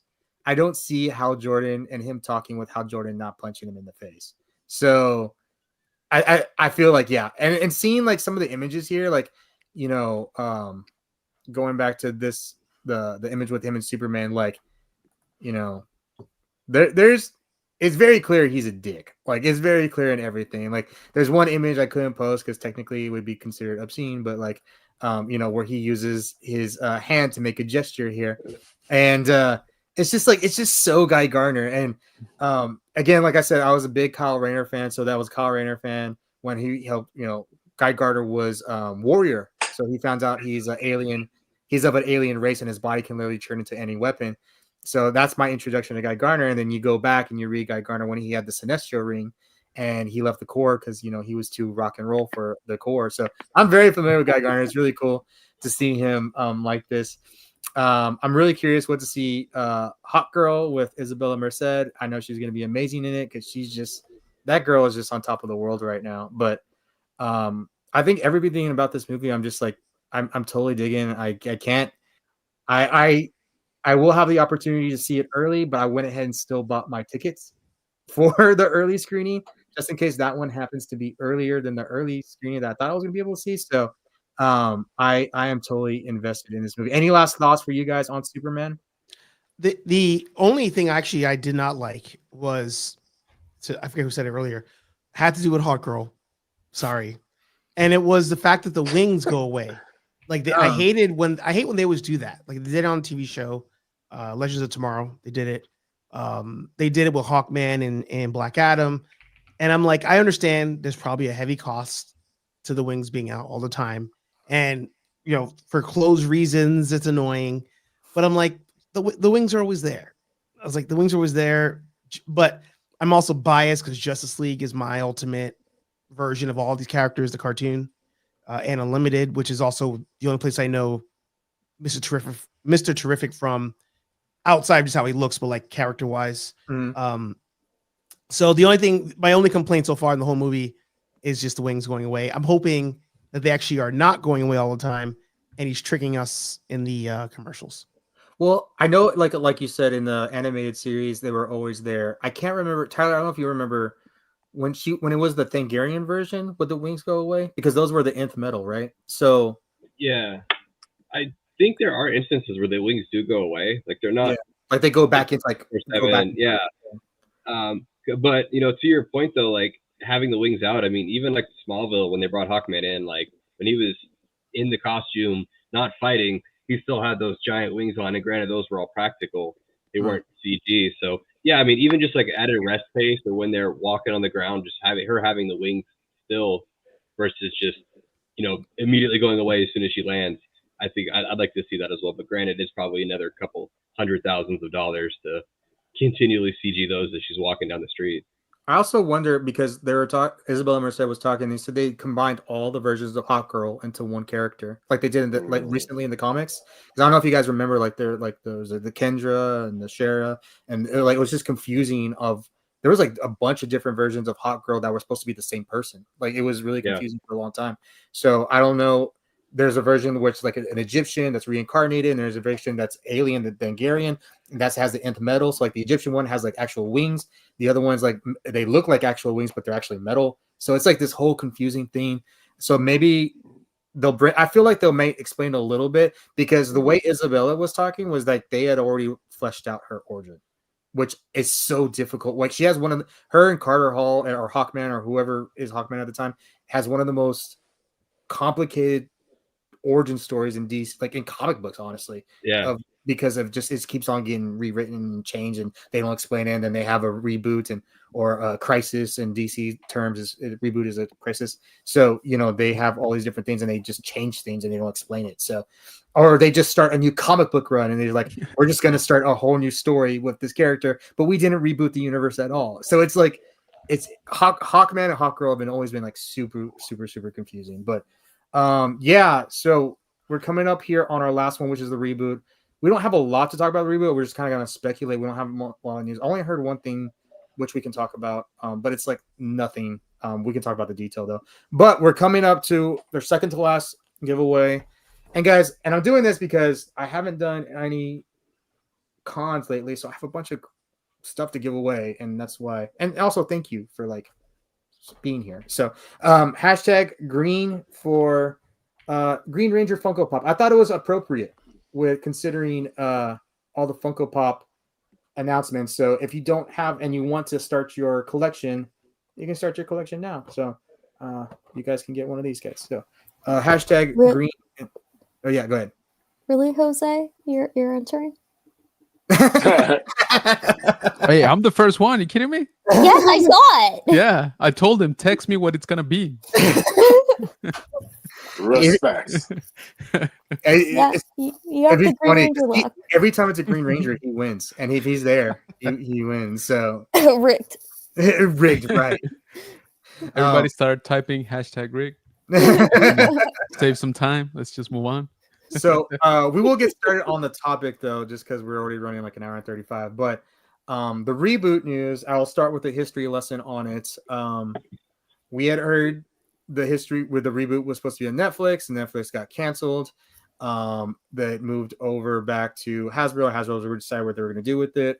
Then we got the news in March. No, we got the news in December that there was somewhat they were actively doing. We were thinking Paramount was going to be the home for Power Rangers, and then in March we found out that it was going to be on Hulu, Disney Plus, and is going to be with Deadline confirmed it actually a couple weeks later that the Percy Jackson showrunners were going to be running this Power Rangers show. What the recent news we got, and I didn't really report on it, just because we had so many things going on, and it's a rumor and things change. So we got a report from Jinsaku, who is apparently an insider. and he's saying that the idea of the reboot is it's going to be like in a town where like nobody remembers that there was Power Rangers, and it's like a mystery kind of style, like a Goosebumps. I don't know if you ever watched Goosebumps lately on Hulu, but it's kind of like that vibe. And there's I'm sure there's like an alien. I don't remember the details specifically, but there was like an alien that everybody slowly started remembering, and they find like a command center underground, and they're trying to figure out what's going on in there. And that apparently, according to him, he's saying that there would be the opportunity for former past Rangers to make appearances because they existed, just nobody remembers them. So like they're reintroducing that, but no word on if it's actually Mighty Morphin or what it is exactly. But that's kind of our history lesson on that. I'm gonna go right to the person that probably knows things is DJ.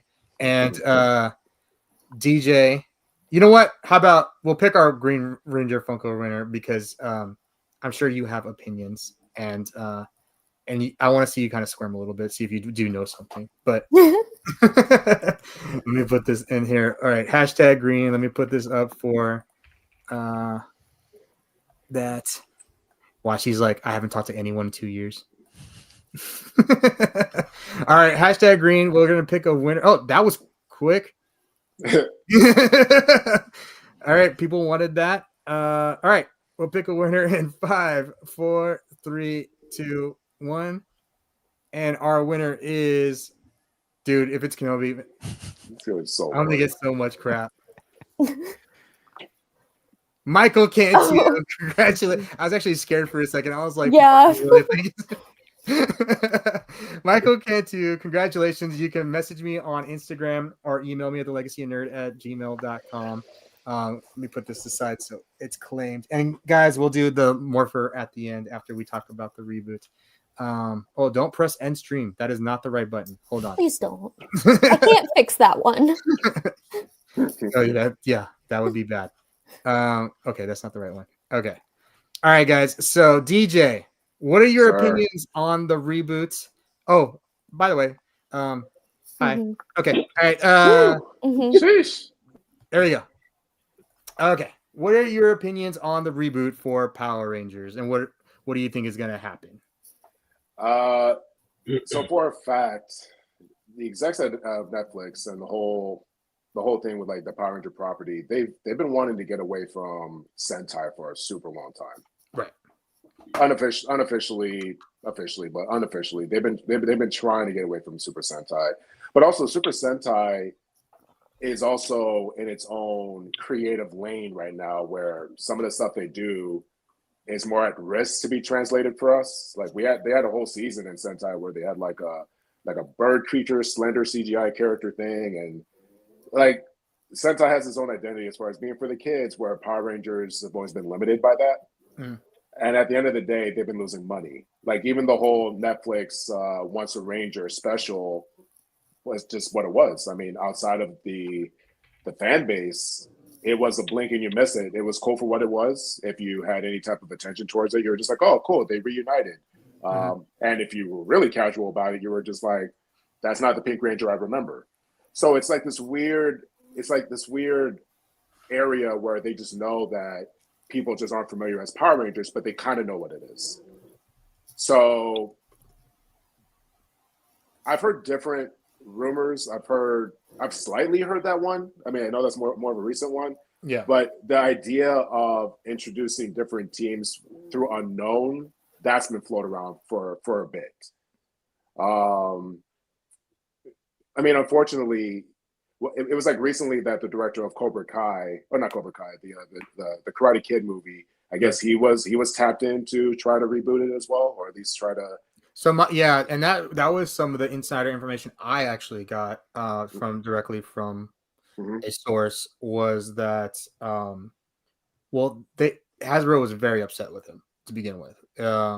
They hired him. He had pitched a great plan, and he just like never executed, as what I heard. And he came out recently and he said some things on Reddit, like his plans. Like he was kind of like more of a magical,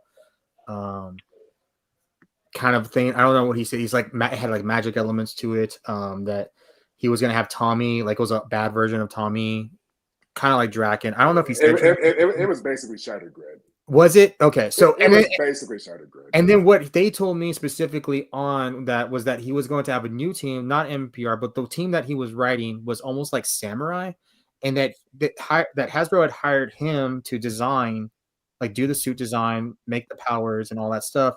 And then after like a certain amount of time, he came back and told them, no, actually, I want my friend to do this. Even though he had already agreed to do it. So like when Hasbro came up to, what I had heard was what Hasbro came up to him and said, like, where are you at on this? It was always behind of where he was supposed to be at. Always. So that's what I heard. And then he came out on Reddit and said, like, recently, like, he had apparently been doing more and this and that, which kind of went in line with what I said, because he was going off of, like, it was so preliminary still. Like, so so it's that part for me. So as far as some of those details, I couldn't confirm any of that, but here's the thing where people have to understand, like, whenever we toss around buzzwords like, oh, we had a conversation with Hasbro or we had a conversation with Disney, it's not like this huge meeting where all of representatives of Disney and Hasbro. A lot of times it's just an email. A lot of times it's just conversation, and then all of a sudden you could say, like, oh, I was talking to Hasbro. You were talking to somebody from Hasbro, and yes, that person was probably going to pull the trigger for you and get it greenlit, but it's so easy to get lost in the sauce as far as we hear feedback and recounts of conversations, and conversations happen daily, my guy. Like, unfortunately, they just do. So anytime we get like a scoop as far as, oh, this was talked about, this was talked about, this was talked about. Yeah, it also could have just been a subway lunch. You know what I mean? Where they discussed it, and we hype it so far up that we think it's like, oh, they were so close to doing it. They were so close to doing this. They probably were upset with them, but here's the other thing about this: like, Hasbro, and this is calling a spade, they weren't really investing into Power Rangers, which is why they are kind of liquidating. We've had auctions lately just to try to recoup. You know what I mean? Like, the writing is on the wall in terms of how fiscally compensating the property is, which is why they are kind of sourcing their IPs. Every time we get like a Megazord from a different toy company that you've never heard of and they like kick ass with it, you're just like, oh, how'd they get the rights to that? It's part of that reason.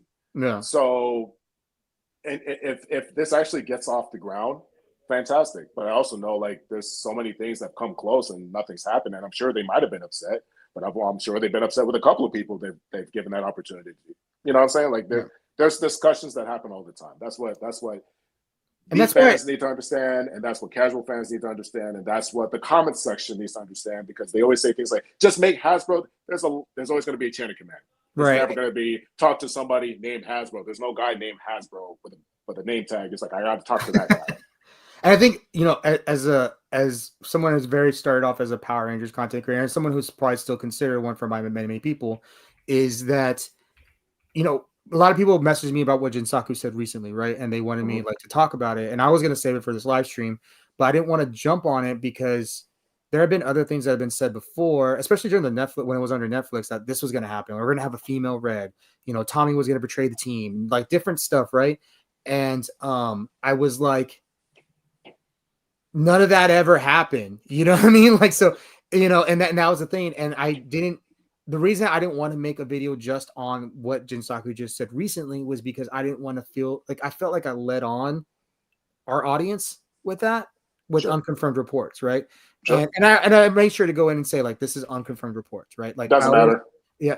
But it doesn't matter. You said it, right? So I figured that's why we could just talk about it in the roundtable here, and why I know there was some discussion why I didn't discuss Jinsaku's stuff. And it's among other things. It's partly that, and it's also partly like I can feel that I don't have to report on every single little Power Rangers thing right now because of the way we're growing as a brand for Legacy and Nerd. So that felt like one of those opportunities. Like, I don't have to talk, I don't have to go and make a video immediately about someone saying something may happen. You know what I mean? Like, you're being responsible. And right, I'm trying to be, and then number two, you're just, I don't know. I guess you're just not feeding it to because one of the longest rumors as far as the possible reboot had to do with time travel. And I remember one of the closest things that came about, or didn't come about at all, was just like, hey, we're going to introduce people who were Rangers from the future, but they have to go to the past to work with these other Rangers. That was in a supposed press to, release. That was you in a see, press that, release. that was a Yeah. pretty that was floated around for a while before Right. they just said, like, you know what, we're not doing it. Yeah, that was when it And was see- in it's a movie, when it was supposed to be the movie.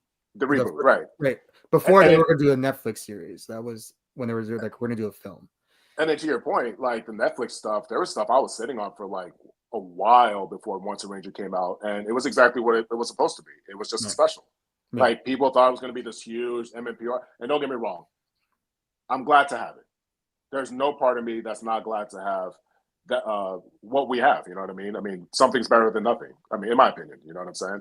But it was never going to be this. Oh my God, they're bringing them back. They wanted it to be that. They pitched it as that, but the budget wasn't there. It was never Right. there. And then JDF was the first one to say no.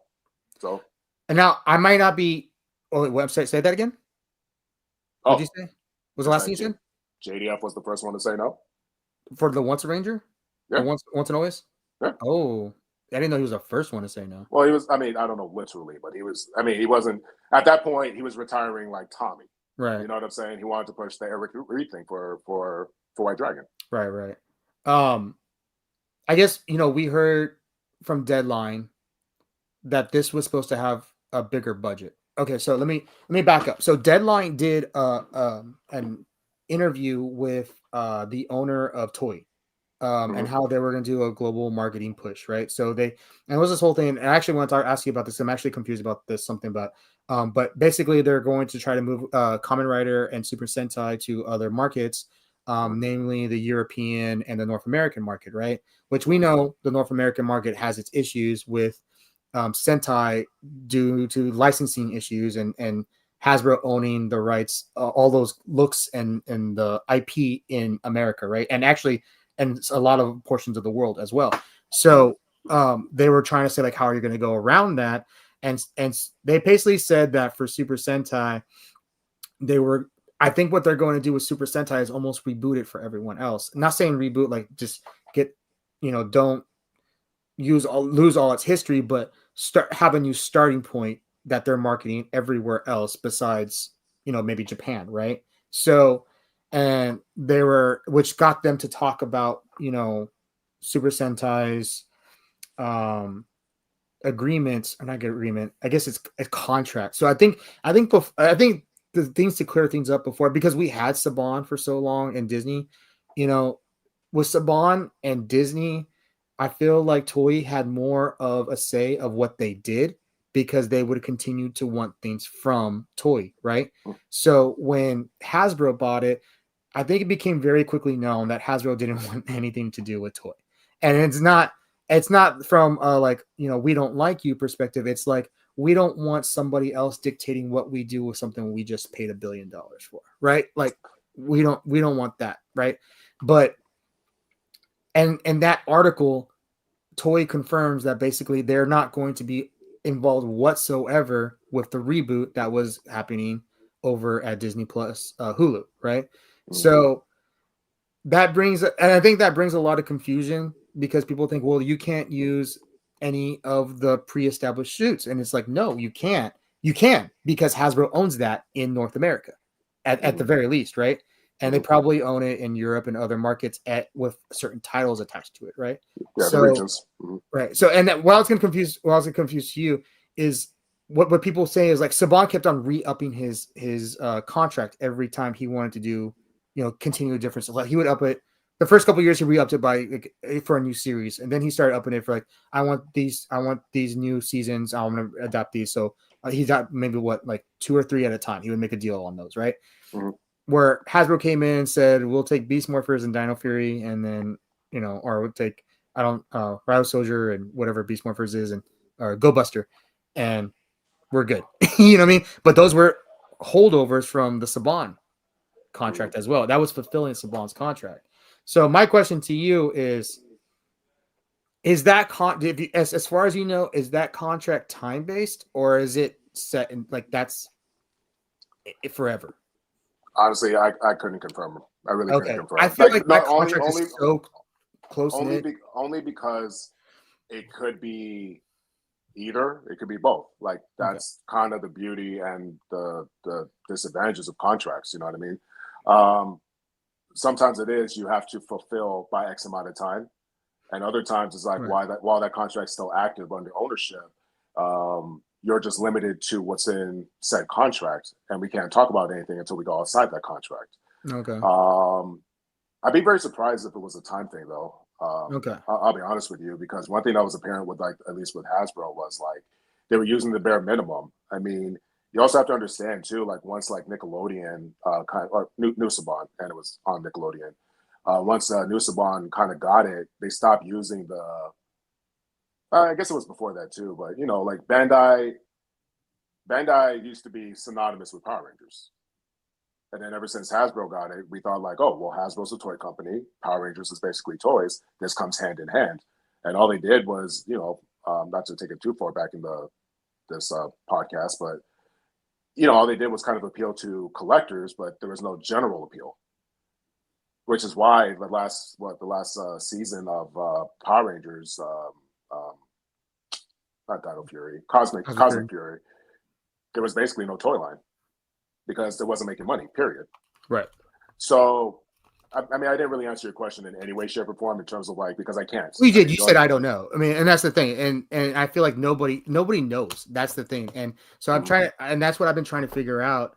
Like on a just kind of like personal investigative, you know, like is it in perpetuity, or is it, you know, it could be like, you know, like you know, you don't use it, you lose it sort of situation, or is it like until 2035 or something like that? So that's what I've been trying to figure out. And because I know that's been the issue why people are like, well, why doesn't the Super Sentai air in America? Well, that's the agreement. They're not going to air Super Sentai in America because that's direct competition against Power Rangers, and they will not allow that. So that's why you don't have official means of watching Super Sentai or getting Super Sentai official. I mean, you can get it imported, but that's why it's not readily available in America, right? So I wonder how that applies to like the Shout Factory stuff. I mean, they technically do release Super Sentai, but not like as obviously like as a current. It's not current, and that's current show. They're always 20 years plus, and each one of those seasons it was negotiated individually, each one. So like, you know, and I think they have the opportunity to do it again. People are asked like, why can't we just Shout Factory do it? Well, like, it wasn't like they had the license to do for everything. They had to go in every single time and redo, you know, do a new contract for it. And I don't know how lucrative that was, but I also don't know how expensive it was to do at the same time. So it's taken an old form and just put it on DVD or Blu-ray. Although we don't have Blu-rays, but Blu-rays on anything Power Rangers would be amazing. But yeah, as far as when it comes to the reboot, I know a lot of people have been asking, like, what do I think about this? What do I think about this? And I think, and I've said this many, many times over, and why it's kind of hard to report on current things. It's really, really hard from a business perspective to see them move away from Mighty Morphin. Like, it's at least from a starting point again. Like, and at least Mighty Morphin adjacent, right? So, like the Power Rangers 2017 movie was. Like, that wasn't a complete copy, but it was something familiar. Like, looking at these, like, people want these. Like, this is Carlos Dottoli's art, right? Well, amazing artist. And people look at these and like, why don't they do this? And they do want that. And the question is like, what do you guys think? And actually, I'm gonna move on to Tyler, because Tyler is more comfortable with Mighty Morphin and business and the current stuff and the current climate of how things are going. What do you think would work for the general audience rebooting a Power Ranger show? Short answer, just go something completely left field and just start something fresh, something new. I'd like to see something fresh and new. I don't want to see a retelling, reimagining. I mean, maybe down the line, connected to other seasons. You know, connected to saying, hey, like you said, hey, this is now sometime down the road. These were the fabled heroes of the past, or something like that. I think just for all parties involved, it'd be better just to kind of start something fresh and not try to do something that people are going to compare or have such high expectations because they're adapted, you know, reimagining or rebooting something. I will say that I'm glad that it's not on Netflix, just because I've recently been watching a lot of like shows that Netflix has produced and they've canceled after like 1 or 2 seasons. So it's one of those things where like I feel like they would just kind of like make it put it out there for the tax write-off and then just not do anything with it whatsoever again. So the thing I'm they glad keep on saying about whether where no matter where it's at is like a Stranger Things. They want it to be on the level of Stranger Things. Like I hope to hell not, man, because it's been 10 years and they're finally ending that show. Like 5 seasons in 10 years, dude. Good Lord. Yeah. But I will say, like, I mean, I think Amazon would have been a good home. They've adapted really good, comic book shows really, really well. So I think it's Disney is. I mean, they got money, but we'll see how much Disney is willing to market it when they're now trying to market, in-game 2.0 here in the next couple of years. So it's one of those things where. And I have to go look at what Deadline reported because there's a bunch of niche stuff reported by the Wrap. Then some of it got confirmed by Deadline. But I'm pretty sure Deadline said also that this was going to have a higher budget than what Power Rangers seasons were used to. So I think I don't know if it was going to be Percy, but Percy Jackson's first season wasn't necessarily.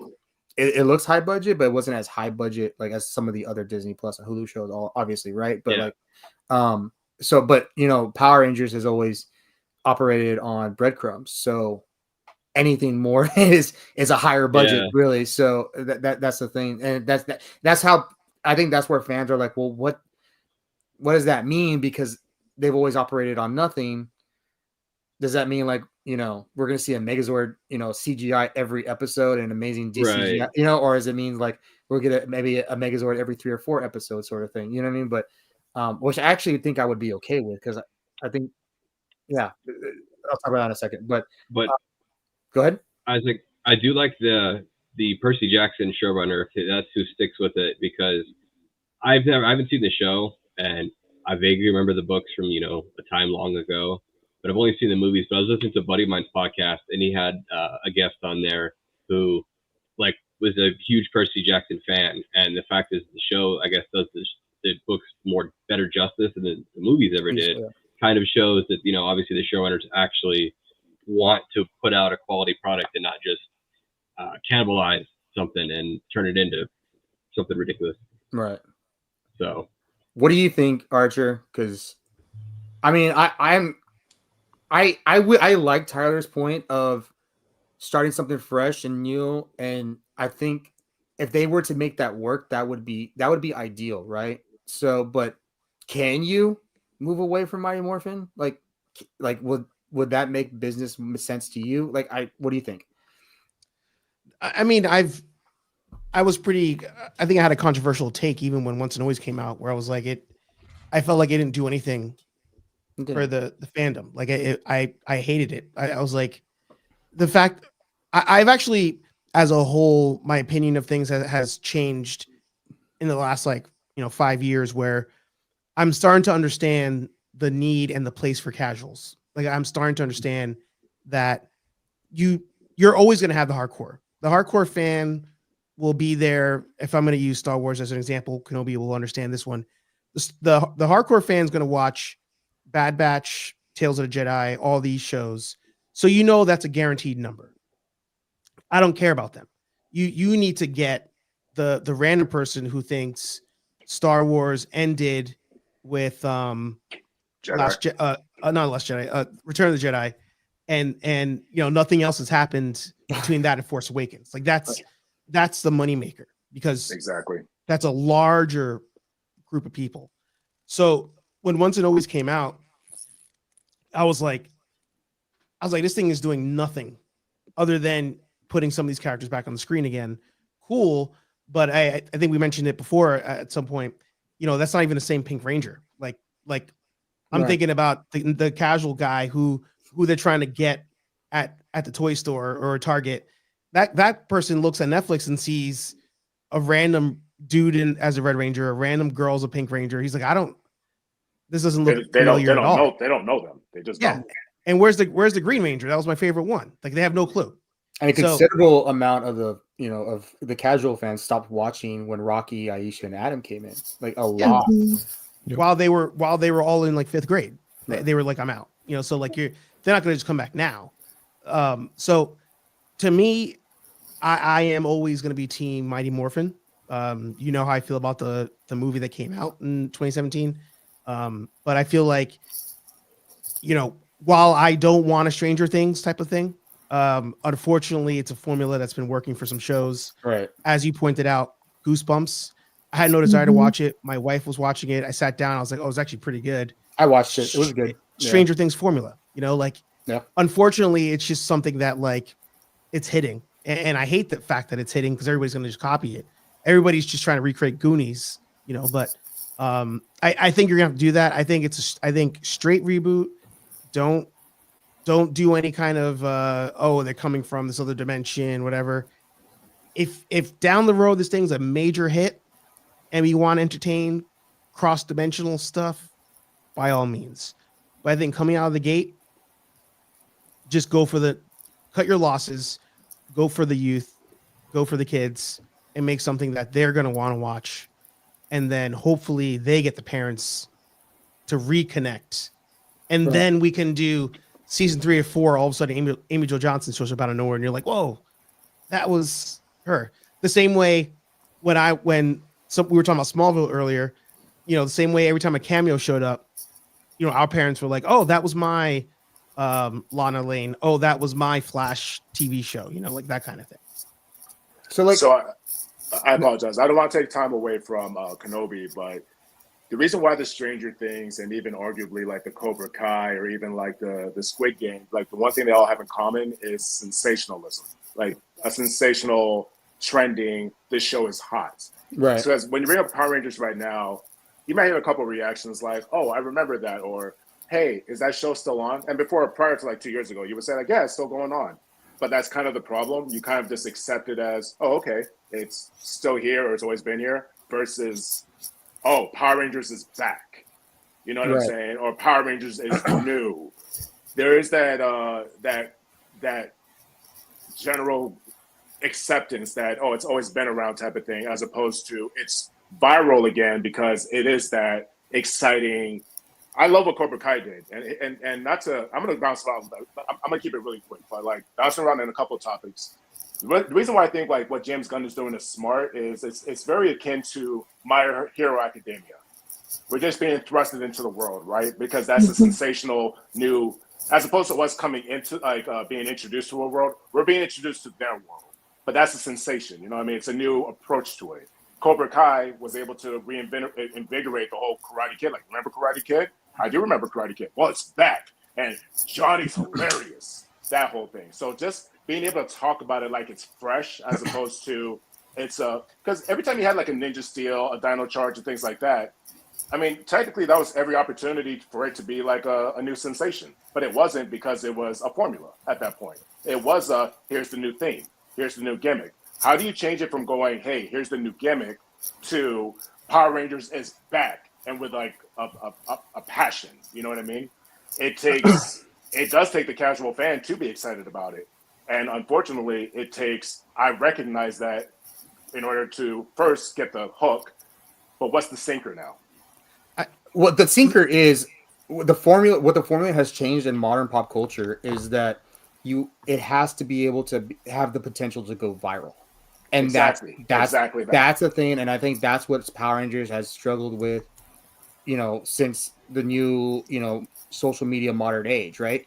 And that's something they've never been able to do. And that's why we have our niche audiences of Power Rangers. Like, to kind of touch on what Archer said was, you know, you'll have your diehards. And when I became a Power Rangers content creator, I thought our community was humongous, right? Like our hardcores. And then when I stepped out and I had reasons that, you know, I had to kind of sort of look inwards and be like, it's not that big. You know, it's very, very small, you know, compared to, you know, look at General Kenobi with Star Wars and how many he went to Celebration, and, you know, every other person was a Star Wars content creator, which it's a very, very big brand, where Power Rangers isn't that.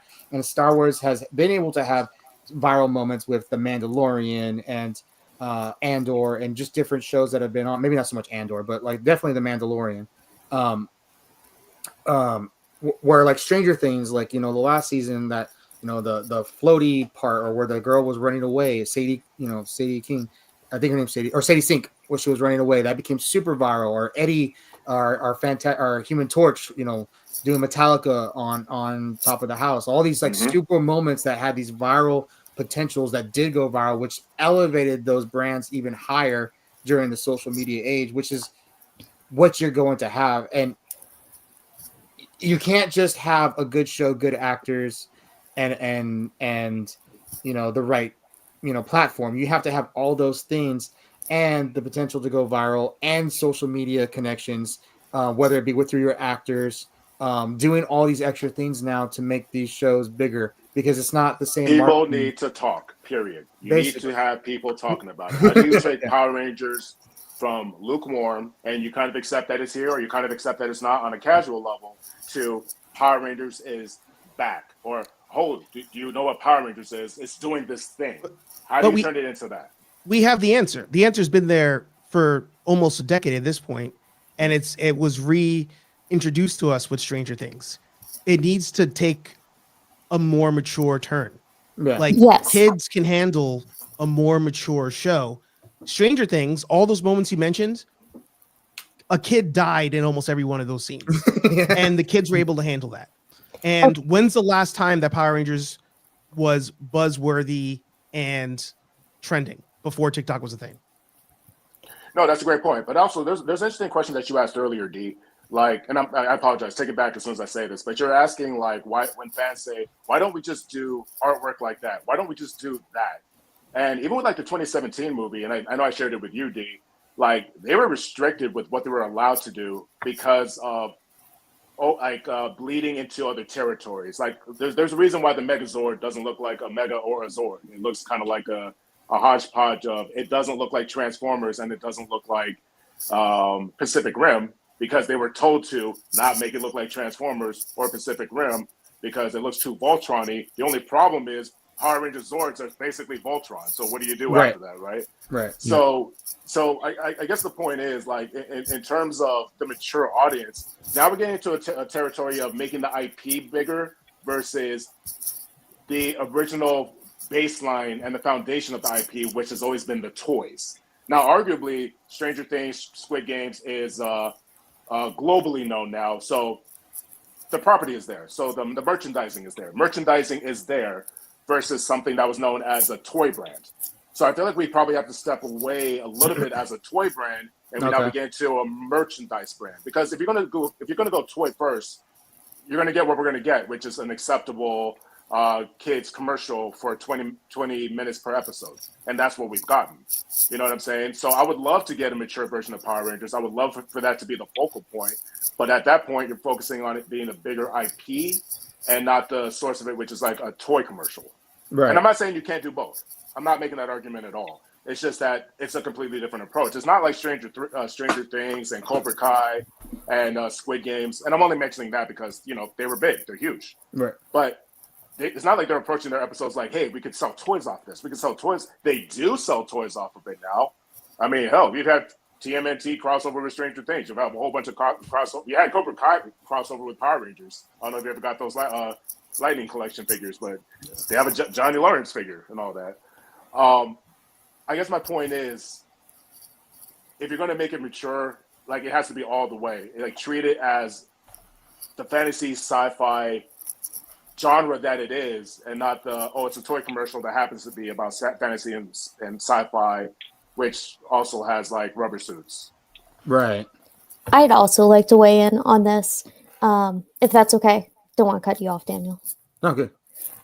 So I think the other element for all the shows that we're talking about, like, I can also include like Arcane, League of Legends, things that have already, like their own fandoms that they then made, a show about. These all went viral, not just because of how like well they're made, but they have excellent music, trending audios. Like, Power Rangers is very cheesy. No one wants to do like a cosplay sound to that, or make, like, that's not going to go viral on social media. It's things like that yes, it doesn't need to be all the way mature. It can be, but it doesn't have to be.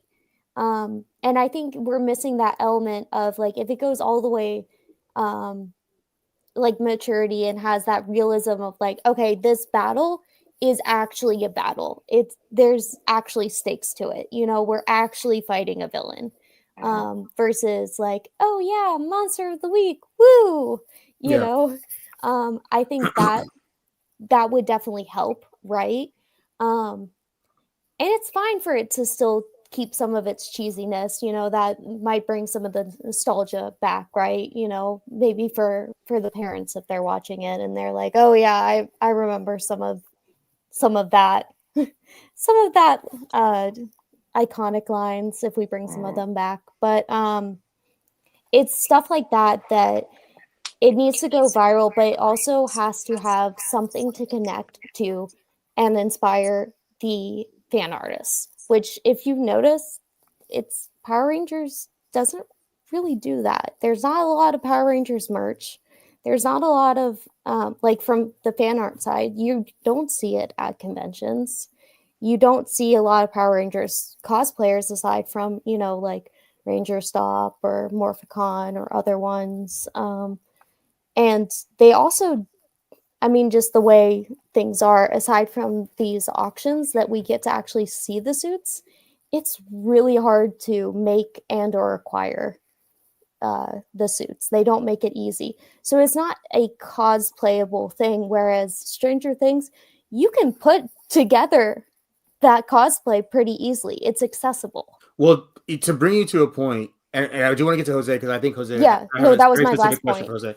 Was that Power Rangers in particular, or at least the brands that have been with them, and I think Saban had done it had started to do it, then he sold to Hasbro. Is that you look at these other ones like Cobra Kai, Stranger Things, and stuff like that? They work with the content creators, like me. Like if I were like a Cobra Kai content creators, they work with them and getting them access to get them exclusive content to help them push out for it to be more relevant, right? And I think it's the problem with the Power Rangers is why you don't see a whole lot of cosplays at a convention that has no Power Rangers because it's not as relevant as, you know, Captain America or Deadpool or Wolverine or something like that. You know what I mean?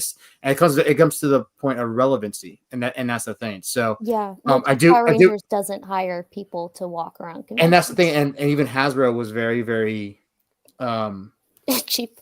Well, no, they didn't want to acknowledge us like whatsoever. They didn't even show up. They didn't even show up for like the last one or two Power Morphicons, to be honest with you. Like, and that's the thing, and they don't acknowledge the people that are helping them, like me and Fan Club and Six Ranger and all these amazing, you know, content creators and stuff like that that don't. They don't. We're just like nothing to them, and that's been the issue with at least the last couple of years. The Hasbro Ghostbusters team does that. Yep. They acknowledge. Well, but they've learned from that now too, because they're going to your Ghostbusters Day and stuff like that, and look how well they're doing. Remember, I made a meme like a year ago where it was like, you know, that girl, you know, where the guy's looking back at the girl, and it was Ghostbusters, and it was like not, and they were holding Power Rangers' hand. You know what I mean? So like that's the thing with that. But I do want to touch with Jose because Jose's in a fandom that has a very, very interesting history where relevancy.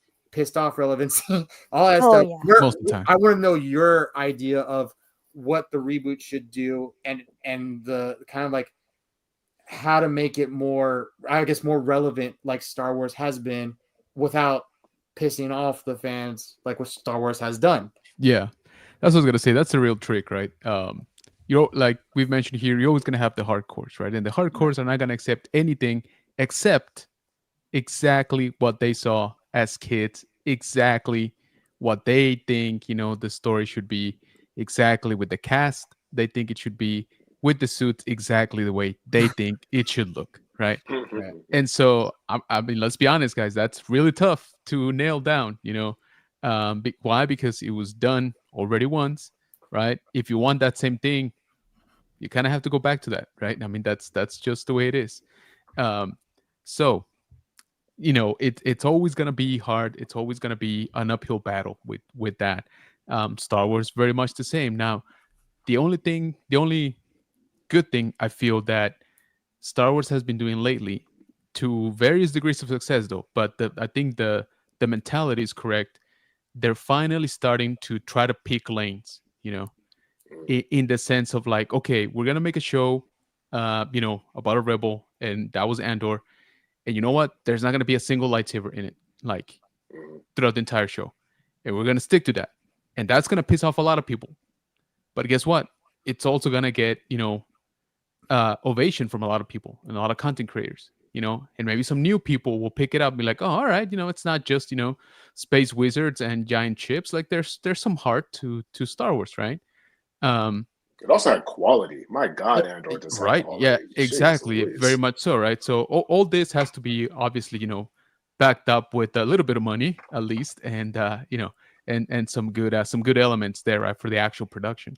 Um, so to your point, I think that um, one is you kind of do have to up the notch a little bit in terms of the maturity level, right? As we've said here, you know, kids can handle it. Um, and also that opens up possibilities to create, you know, more content, which is a whole other branch of the project that definitely needs to be addressed. Same thing, right? There's too few, you know, successful content creators like keeping this stuff alive, right? um as we've talked about, you know, Ghostbusters has kind of looked over the fence and be like, huh, that didn't quite work out, how about we try this, right? And they've been doing okay, right? They've been eating good lately, um because again, you know, they recognize the importance of, hey, you know, ever so often, guess who keeps buying the toys, guess who keeps back in the HasLabs, you know, these dudes, how about we go talk to them for a little bit, you know, once a year, that's all we need, right? Just keep us going. um and yes, like you said, you know, there every show has to hit, you know, now every show kind of has to hit, you know, a certain quota of nostalgia, right, when it comes to like sci-fi, when it comes to like fantasy. um and so establish your universe, right? Season 1 and 2. Season 3, okay, you know, maybe we get a cameo here and there, right? Maybe we get, you know, start playing with an alternate dimension. Maybe we peek into, you know, a team that's dedicated, you know, to go through the multiverse. And if you want, you can branch out to do that, right? But you got to have a solid foundation here, because unlike Star Wars, you're probably not gonna have, you know, 3-4 shows to cover your universe, right? You're probably just gonna have the one shot, and you have to find that balance, right? The balance of having something original in the first and second season, cemented, right? Like this is our identity within the show. Then maybe you can start playing around, you know, a little bit. um but to your point, let's be honest, guys, the hardcores are never going to be happy. All right, that's just the way it is, right? And I've seen that, you know, time and time again. But if you can get them to say, okay, that was cool, right? You're over, you know, you can call that a win, basically, Okay. right? Yes. Yeah. If you get them to say, you know what, I like the way that Megazord looks, or you know what, I kind of like the way the suits are done, you know, like if you get those small quote unquote victories out of your hardcore audience, you're good, right? The casuals should be, you know, a little bit easier, right? Because honestly, and I'm gonna go there very quickly, Acolyte, right? Star Wars, probably the most hated project, you know, in the history of Star Wars at this point. You know, it made people stop talking about The Last Jedi, which I never thought was possible. um, Hilarious. Hilarious. yeah, but even them, right? Even the most like outspoken, you know, haters, exactly. Uh, they were like, "Oh, dude, that lightsaber fight, that was dope, right?" Right. Yeah. It's like, Absolutely. yeah, Absolutely. it's like I like that. Give me more of that, right? Less of literally everything else in the show, but give me more of that. That was cool. Well, they Or did you know, the thing where everybody is like, why don't they ever do that sort of thing with exactly, the right? reignite sort of thing? Which Exactly, right? And you know, or you know, certain other elements, right? Like, oh, how come, you know, we never saw the lightsaber, you know, whip that we saw for literally 1.7 seconds yep. in the show. But you know, those kind of things, right? Like, it's like, oh, I guess, you know, we never saw a Jedi unalive himself, right? Like that's never been done. Like, holy crap, you know, I didn't know Yeah. that was a thing, right? So again, if you can get sort of those like enough of those small victories out of your hardcore group, then you've done your work, right? Like I said, it creates the buzz. exactly, right? So now you got people saying, it's like, you know what, man, like the new reboot, you know, it's not exactly for me, but they did do this particular thing very good, right? So, you know, maybe y'all should go check it out and like, you know, like form an opinion on your own, right? Right. Like if you can get the hardcores to do that, then you definitely got a shot at That's a really, really good point. Yeah. On that note, real quick, we'll continue. I know Archer's got to take off. He has to go save the world. Is what I'm told, apparently. But I know. thank you for joining us, man. I appreciate you. How about we give you a solo layout for a second so you can do your thing? No, look at that handsome guy. I know. It's only because I'm dressed very well. That's why. There you go. Appreciate it. But no, I appreciate you guys having me on. Again, congratulations on all the success and more live streams. We need more. Live streams. I'll try. Heck yeah, man. But appreciate you guys. Nerd Affiliated on YouTube and nerdaffiliated.com has links to all the socials and Ghostbusters Day video dropping this week. Nice. And enjoying your new format. I like Agreed. it. It's different. Yes. It's very you. And Yes. it's like I can see where you're getting some of your influences, but it's like it's so unique. So I'm really digging it, man.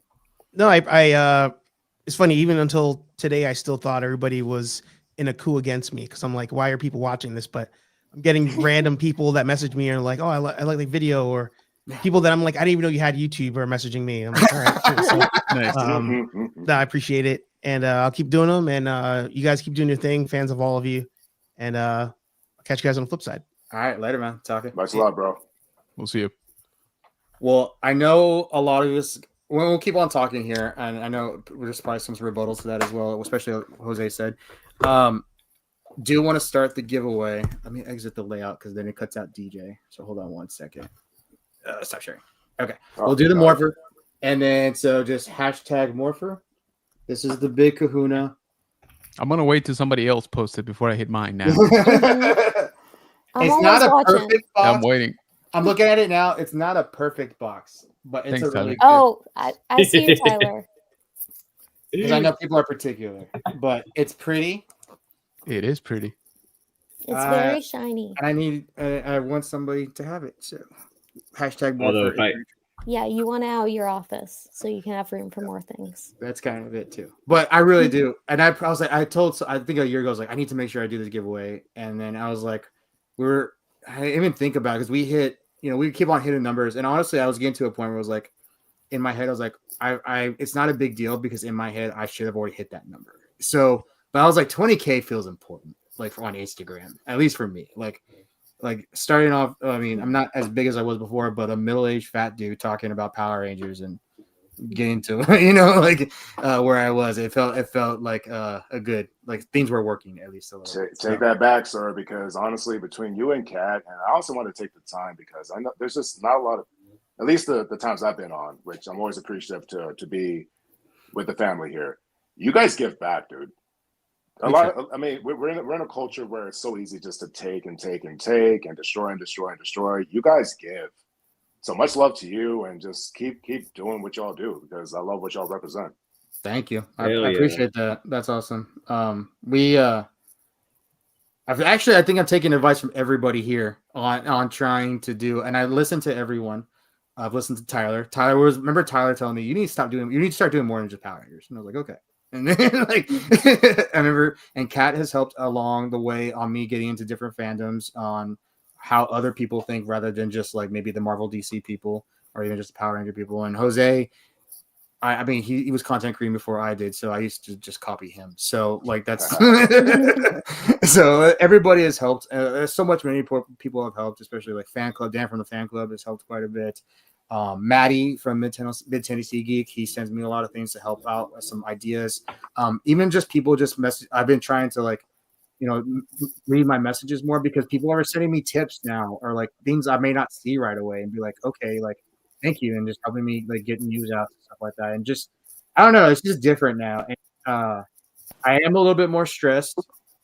I think Jose has seen that on a personal level, but at the same time, I don't know how I do all the things I do, but I just do it. And but it's also fun. And I'm one of those people I like seeing results, and I'm seeing results. And that's where it's getting to the point. We not to gloat, but we got approved on a regional level by Sony, Warner Brothers, Universal, and sometimes Disney. So we have access to that here in San Antonio and Austin. So at A24, which they make a lot of movies, by the way. Getting like every day about an A24 movie. So and that's honestly because of people like in the comments, in the chat right now, because everybody that's helped, even the haters, if you hate on me, your comments and mean emojis help. Honestly, they do. Engagement, man. It really is. It's strange. It's the algorithm. So thank you. I just try to be. You guys guide me to everything that I do. So you guys give me ideas. It's all on that. It's one of those things where I'm studying all the time. I think that they say like people should always be studying content creating, like, and because it changes. I can tell you, I talked to Jose about this for hours, like how it was this way this month, and then this next month it was totally different. And the things that I was using last month no longer work, or the things I was using 9 months ago work again. Like TikTok's changing weekly. Not only that, but they're all changing. I've been watching the CEO of Instagram, Masori.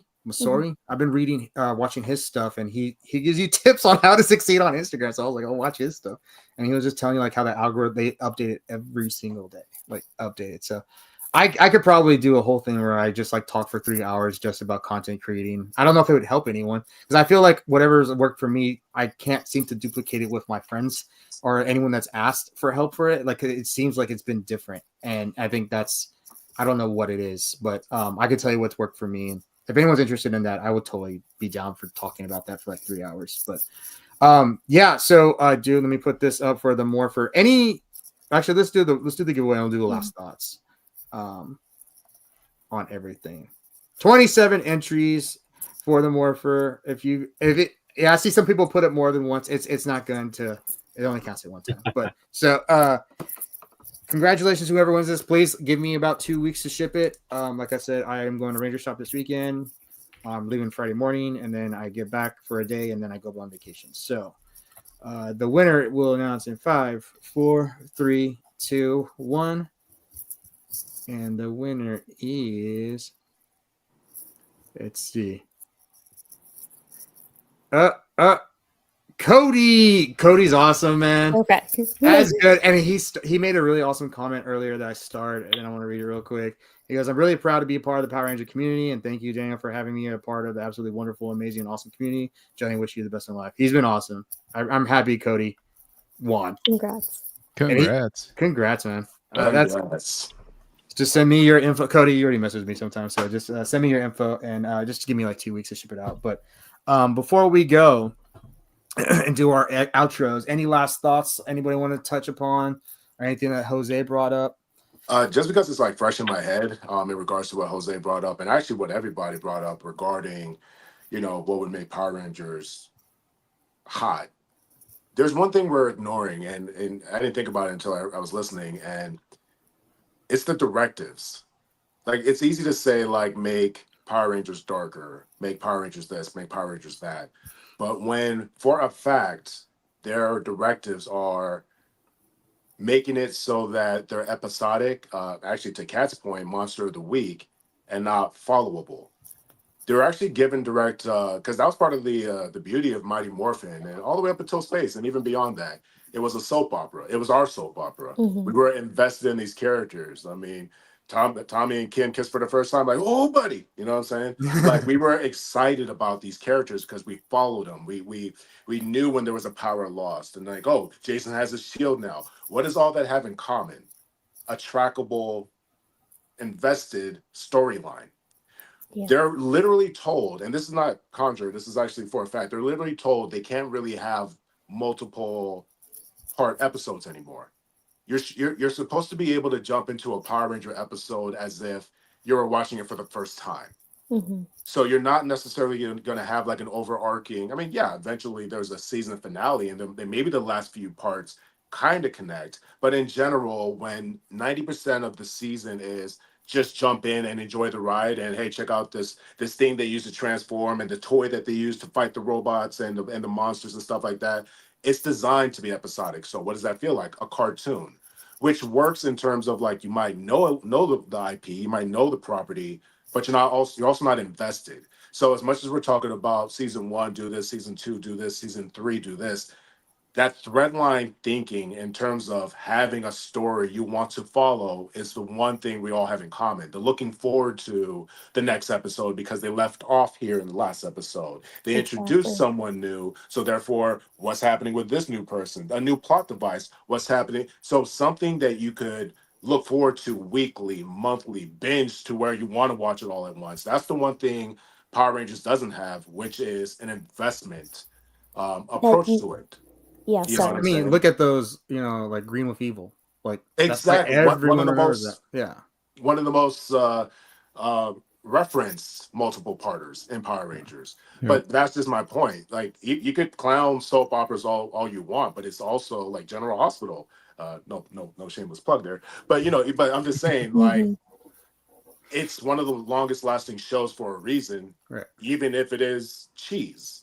But the point is, you're invested in if it's a cliffhanger like ending and a person has a gun, like wait, what happens? Damn, you know what I'm saying? Power Rangers Yeah. doesn't have that because they're told not to have that. So I think that's a very important thing to acknowledge, where it is supposed to, it's intended to exist. I mean, they kind of tried to do it with Cosmic Fury in terms of throwbacks, but at that point they didn't care. They kind of had the RPM. This is your last hurrah. We'll make original suits and just we'll kind of package it all together. Right. We'll put the ribbon on it. Mhm. So I think one of the most important things that needs to happen before we get any particulars as far as tone, darkness, let's get a storyline that we can follow. Let's Yeah. have stuff that connects to be able to follow through to a season, to want to see the next season. Let's Exactly. get that going. And having something like that will not only spark discussions on social media, but also like threads on Reddit. And you can just have these things that will continue the conversation and continue to push it, and stuff that will just spark and push it naturally. Right. So you don't. Dialogue. Mhm. Exactly. Right. So that's the big obstacle. That's a big obstacle when it's not that they kind of do it; they're told to do that now. So under new, I don't know, not just management. Again, it's not McDonald's. It's not like one guy named Hasbro. They just have to agree, like, hey, let's turn this into an ongoing saga. I mean, look at the CW Flash verse, or the Arrowverse. Those connective tissues paid off in a big way all the way to Lois and Superman, or Superman and Lois, if you were invested enough, because they had storylines that even if certain seasons weren't your favorite, you still wanted to know what happened. Well, Mhm. Yep. that's a good point. And I think we're all kind of hoping that's going to happen, because it's not Hasbro or E1 doing it. It's being with, getting real showrunners, and not just like, okay, we need to sell this toy this week, so focus, go to the Sentai episode that has this and use that. You know what I mean? So, it's making that episodic, like you're talking about with like Percy Jackson. I watched the first half of Percy Jackson, so of the first season. So they were building up, laying their foundation when I was watching. So I think that would be really easy for Hasbro to do, but I think the thing is, you need someone to care, and need someone to care enough to like hand it off to someone that can do it better, and at the same time not trying to, I don't want to say like put your hand in it, but like understand what someone else is trying to do to make it better for you. Does that make sense? I don't know. They take the investment at this point. When Hasbro bought it, they bought the formula. They didn't really change what Nickelodeon did, or what Neo Saban did with Nickelodeon. They bought the formula. They aimed to maintain the formula, not improve on the formula. And the formula at that time was new power set, individual episodes, nothing connecting. A kid needs to be able to jump in without worrying about storyline. Just, I like the characters. Here's the gimmick. Cool fighting. Right. But But us, when we talk about the Zordon era, when we talk about Green with Evil, when we talk about Time Force, we're talking about seasons where you're invested to see what happened with these characters. We don't have that anymore. They also bought it at a time where the climate was a little bit different. It was changing at that time. So they bought it when, the MCU was already established. It got established in 2010, right? But like it started to get really, really, really big like in 2018, leading up to Endgame, right? And then you had the DC come in with Man of Steel, was at 2013, came in and that did, and then you got to Batman versus Superman, which that was 2015, which is when Hasbro and 2016, which was when Hasbro and Saban were in talks, right? So they bought the brand at a time when everything got way more mature, was churning more mature. And then they had, I think they were thinking like, we have the thing right here that's been going good for 30 years. And then in 2018, 19, everything just went mature. You know what I mean? Like it just went that way. Like remember Deadpool 2, like, oh, you're DC dark.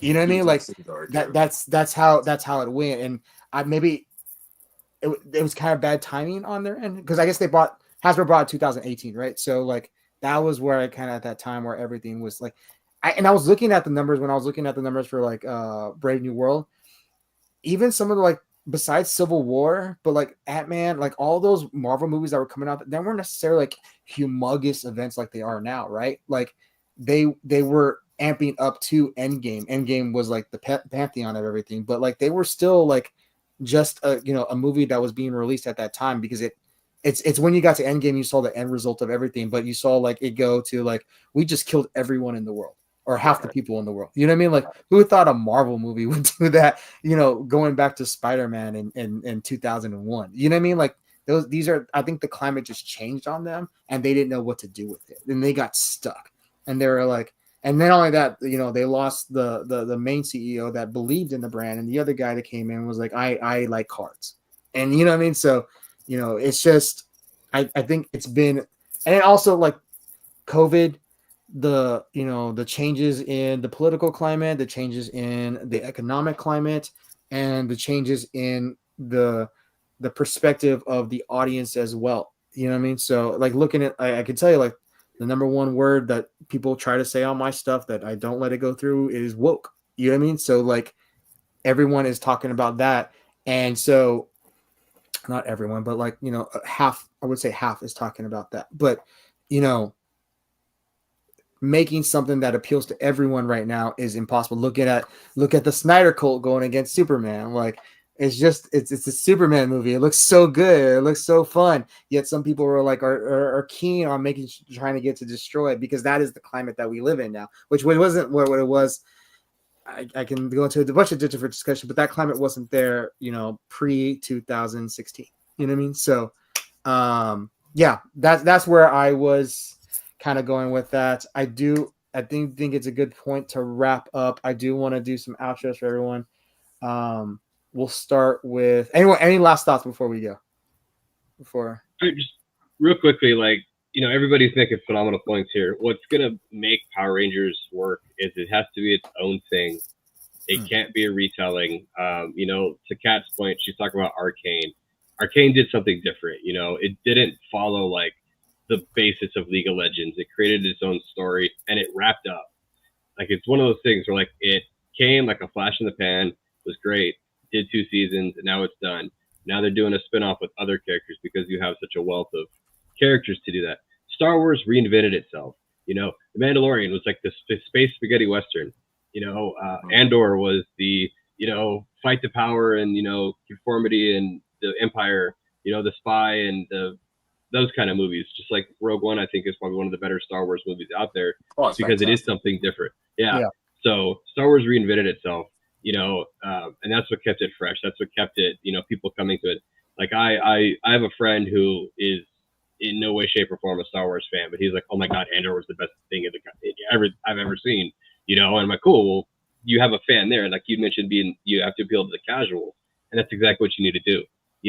Day one fans are going to line up. I'll be at the Superman movie. I'm not a Superman fan, but I'm a DC fan, so I'll be there. You don't need that movie to appeal to me because nothing you're ever going to do is ever going to make me like take off a Batman hat, throw a Superman hat on. But that's me. But you have to really appeal to the casuals. You have to do something fresh. You know, you talk about viral moments. Stranger Things is very viral. Like with the was it a Kate Bush song or whatever it was? It's making her billions of dollars because she still owns the rights to it. So hell yeah, if that's ever a thing. Don't ever sell your rights. You know, and then of course the Eddie stuff. And yes, I mean you have to find what works for something, whether it's a viral moment or reinventing. I know I've been doing a lot of talking, and I apologize, which is my way of saying I'm gonna keep on talking. Anyways, I'll make it really quick. Like, but to Tyler's point, Mandalorian, everything you just mentioned, brought in new audiences, but it also still kept something that you recognize. I think one of the biggest balls that we dropped was the 2017 movie, because that was the last time in a long time that casual fans were going, "Oh, dude, you remember Power Rangers? Oh yeah, and dude, and correct me if I'm wrong. I know at least in my orbit, my circles, people I talk in the industry, casual fans really enjoyed the 2017 movie.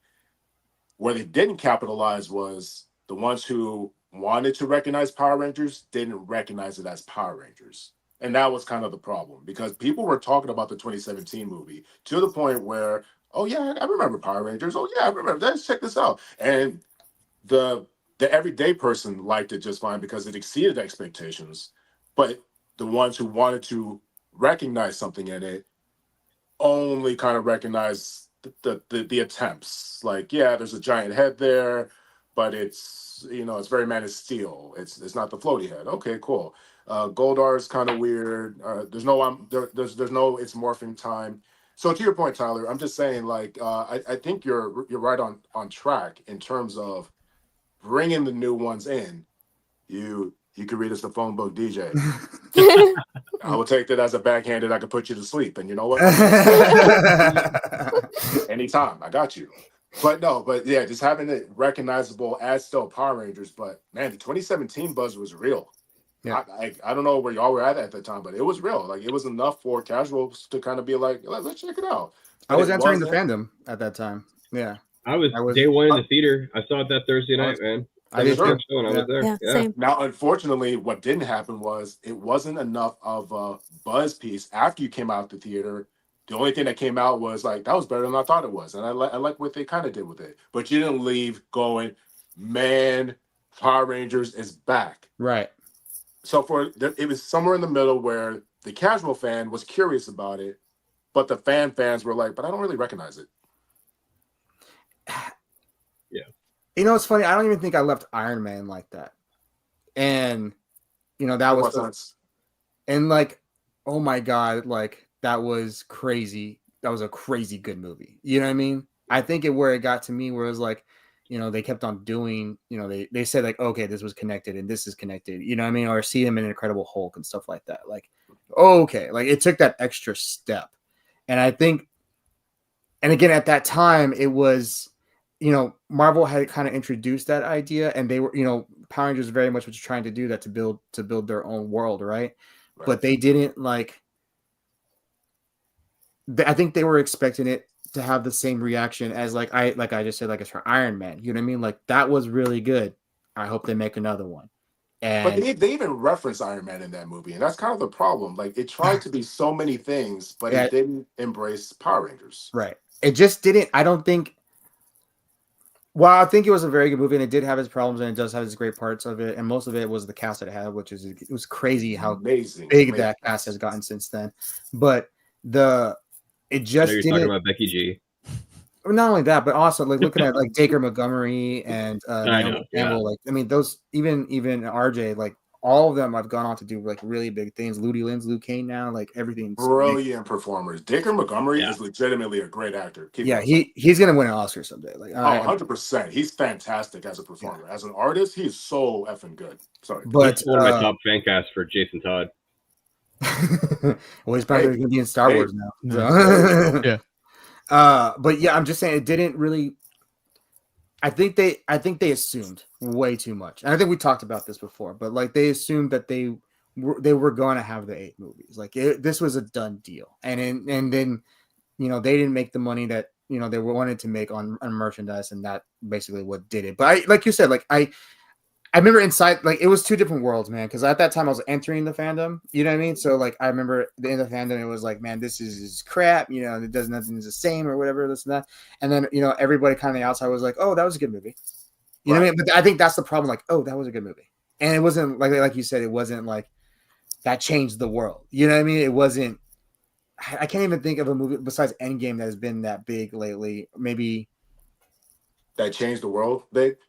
That really like kind of like changed. Maybe Force Awakens when it came out before Force Awakens was a big deal, and I promise you, I'm not being biased here, but Black Panther made waves, man. Well, Black Panther made waves too. I think that was another one where everyone was like, it was huge, but I think Black Panther is still the one movie, like the one Marvel movie that's like has stayed like the longest in the theaters.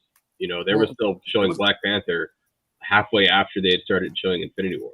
It was only going to be nominated for an Oscar for the longest time too. So, Jose, any last thoughts? Well, I just wanted to say, honestly, man, congratulations. Thank you. This milestones, man, very well deserved. I know that in your mind you're kind of late to hitting them, just because that's the high standard that you have, for yourself. But if you step out, a little bit of like your own, your own head, your own space, your own, lab where you're putting all of this together, and you look at other content creators, right? You're doing way better than a lot. All right. And I don't say that, just because we're friends. I say that, as another content creator, right? You've cracked a code, that many of us wish or have attempted to, right? And with various degrees of success, right? But the one thing that I've always, applauded, and again, you're finally kind of seeing it with the numbers, tracking what the stuff that I've said before, is that you always, like you said, you always are studying, right? You're always analyzing, you're always looking at, trying to integrate, the best out of other people. And at the same time, you're never afraid to answer a question, right? Like, if somebody asks you, like, hey man, how did you make, what was your thought process, to make this one video that went viral? And you're like, well, I wasn't aiming for viral, right? Like, what I did was look at this and look at that, and this was the trend at that point. And I figured, the length of the video shouldn't be too much or that kind of stuff, right? Like, right. You don't have a problem tearing, the process apart for anybody else, right? You're never like, you know what, that's the secret sauce, I can't really, share it, right? Like, that's never been you. Regardless, again, of how many milestones you've hit. You got a freaking 250,000 followers, man, as across platforms. I mean, that's insane, right? That's those are crazy numbers. Again, for the fandom that you started in, of course, you have branched out quite a bit, and you continue to to have success pretty much in every endeavor that you take on.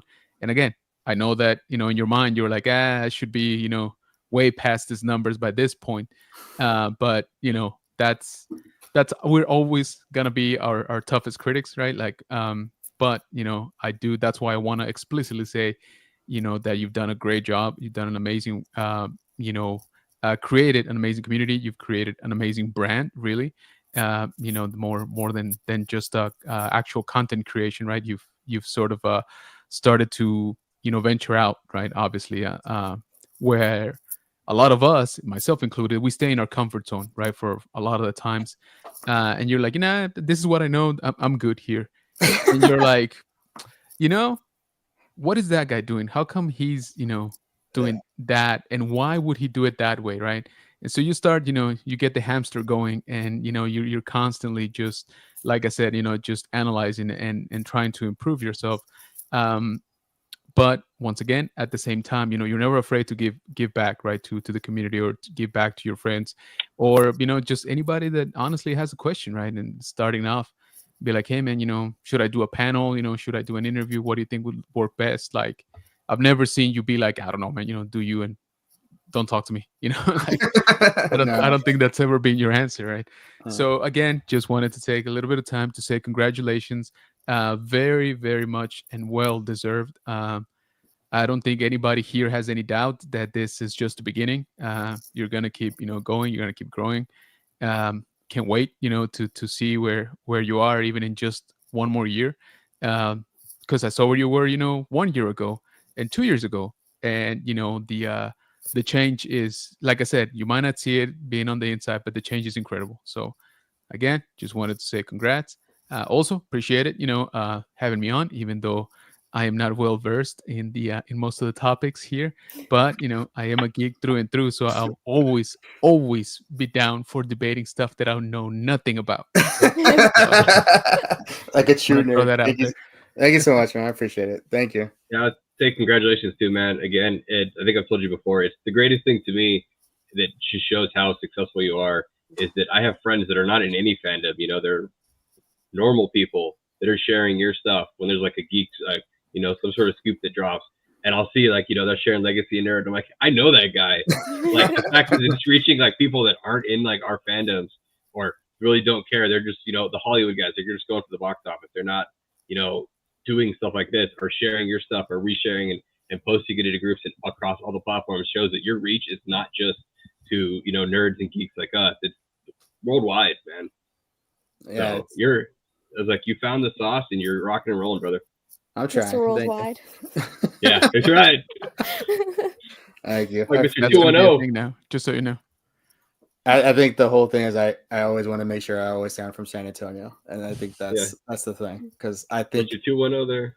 it's cool. I think it's cool when I before I started all this, it was cool when I met a YouTuber that was in San Antonio. I was like, that's cool, man. Like you're like you're neat like I am. So I think that, and that's why you'll see San Antonio on all the things. I just it's weird receiving praise. I don't know how to react to that sometimes, so I'm just gonna say thank you. I appreciate it, and I try not to be awkward about it. And that's what I'm gonna do. But I do thank you everyone to the chat that stayed this long. I appreciate it. I'm sure we're over midnight in some places right now, so thank you for staying on with us way after we gave over the last giveaway. So you guys are awesome. Thank you to everyone who's been here. Thank you to everyone who's gonna be here. Thank you to people that are watching for their first time or just clicked in, clicked out.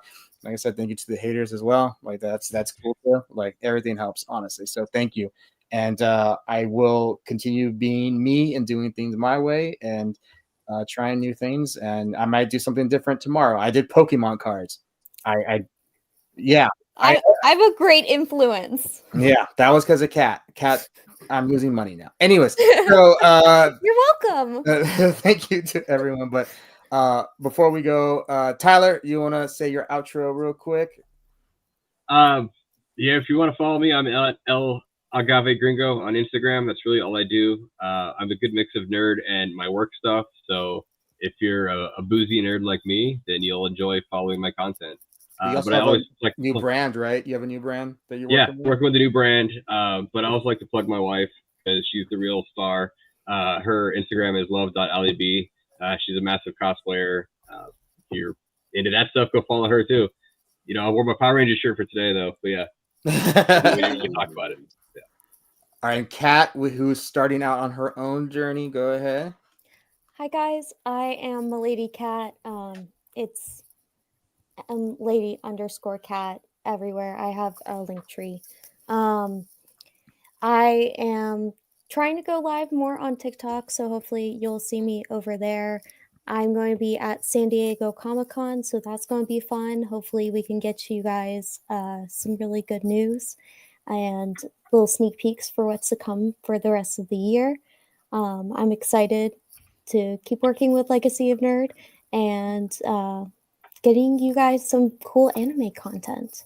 So hopefully if you guys like anime content or just anything cosplay, yeah, give me a follow. Awesome.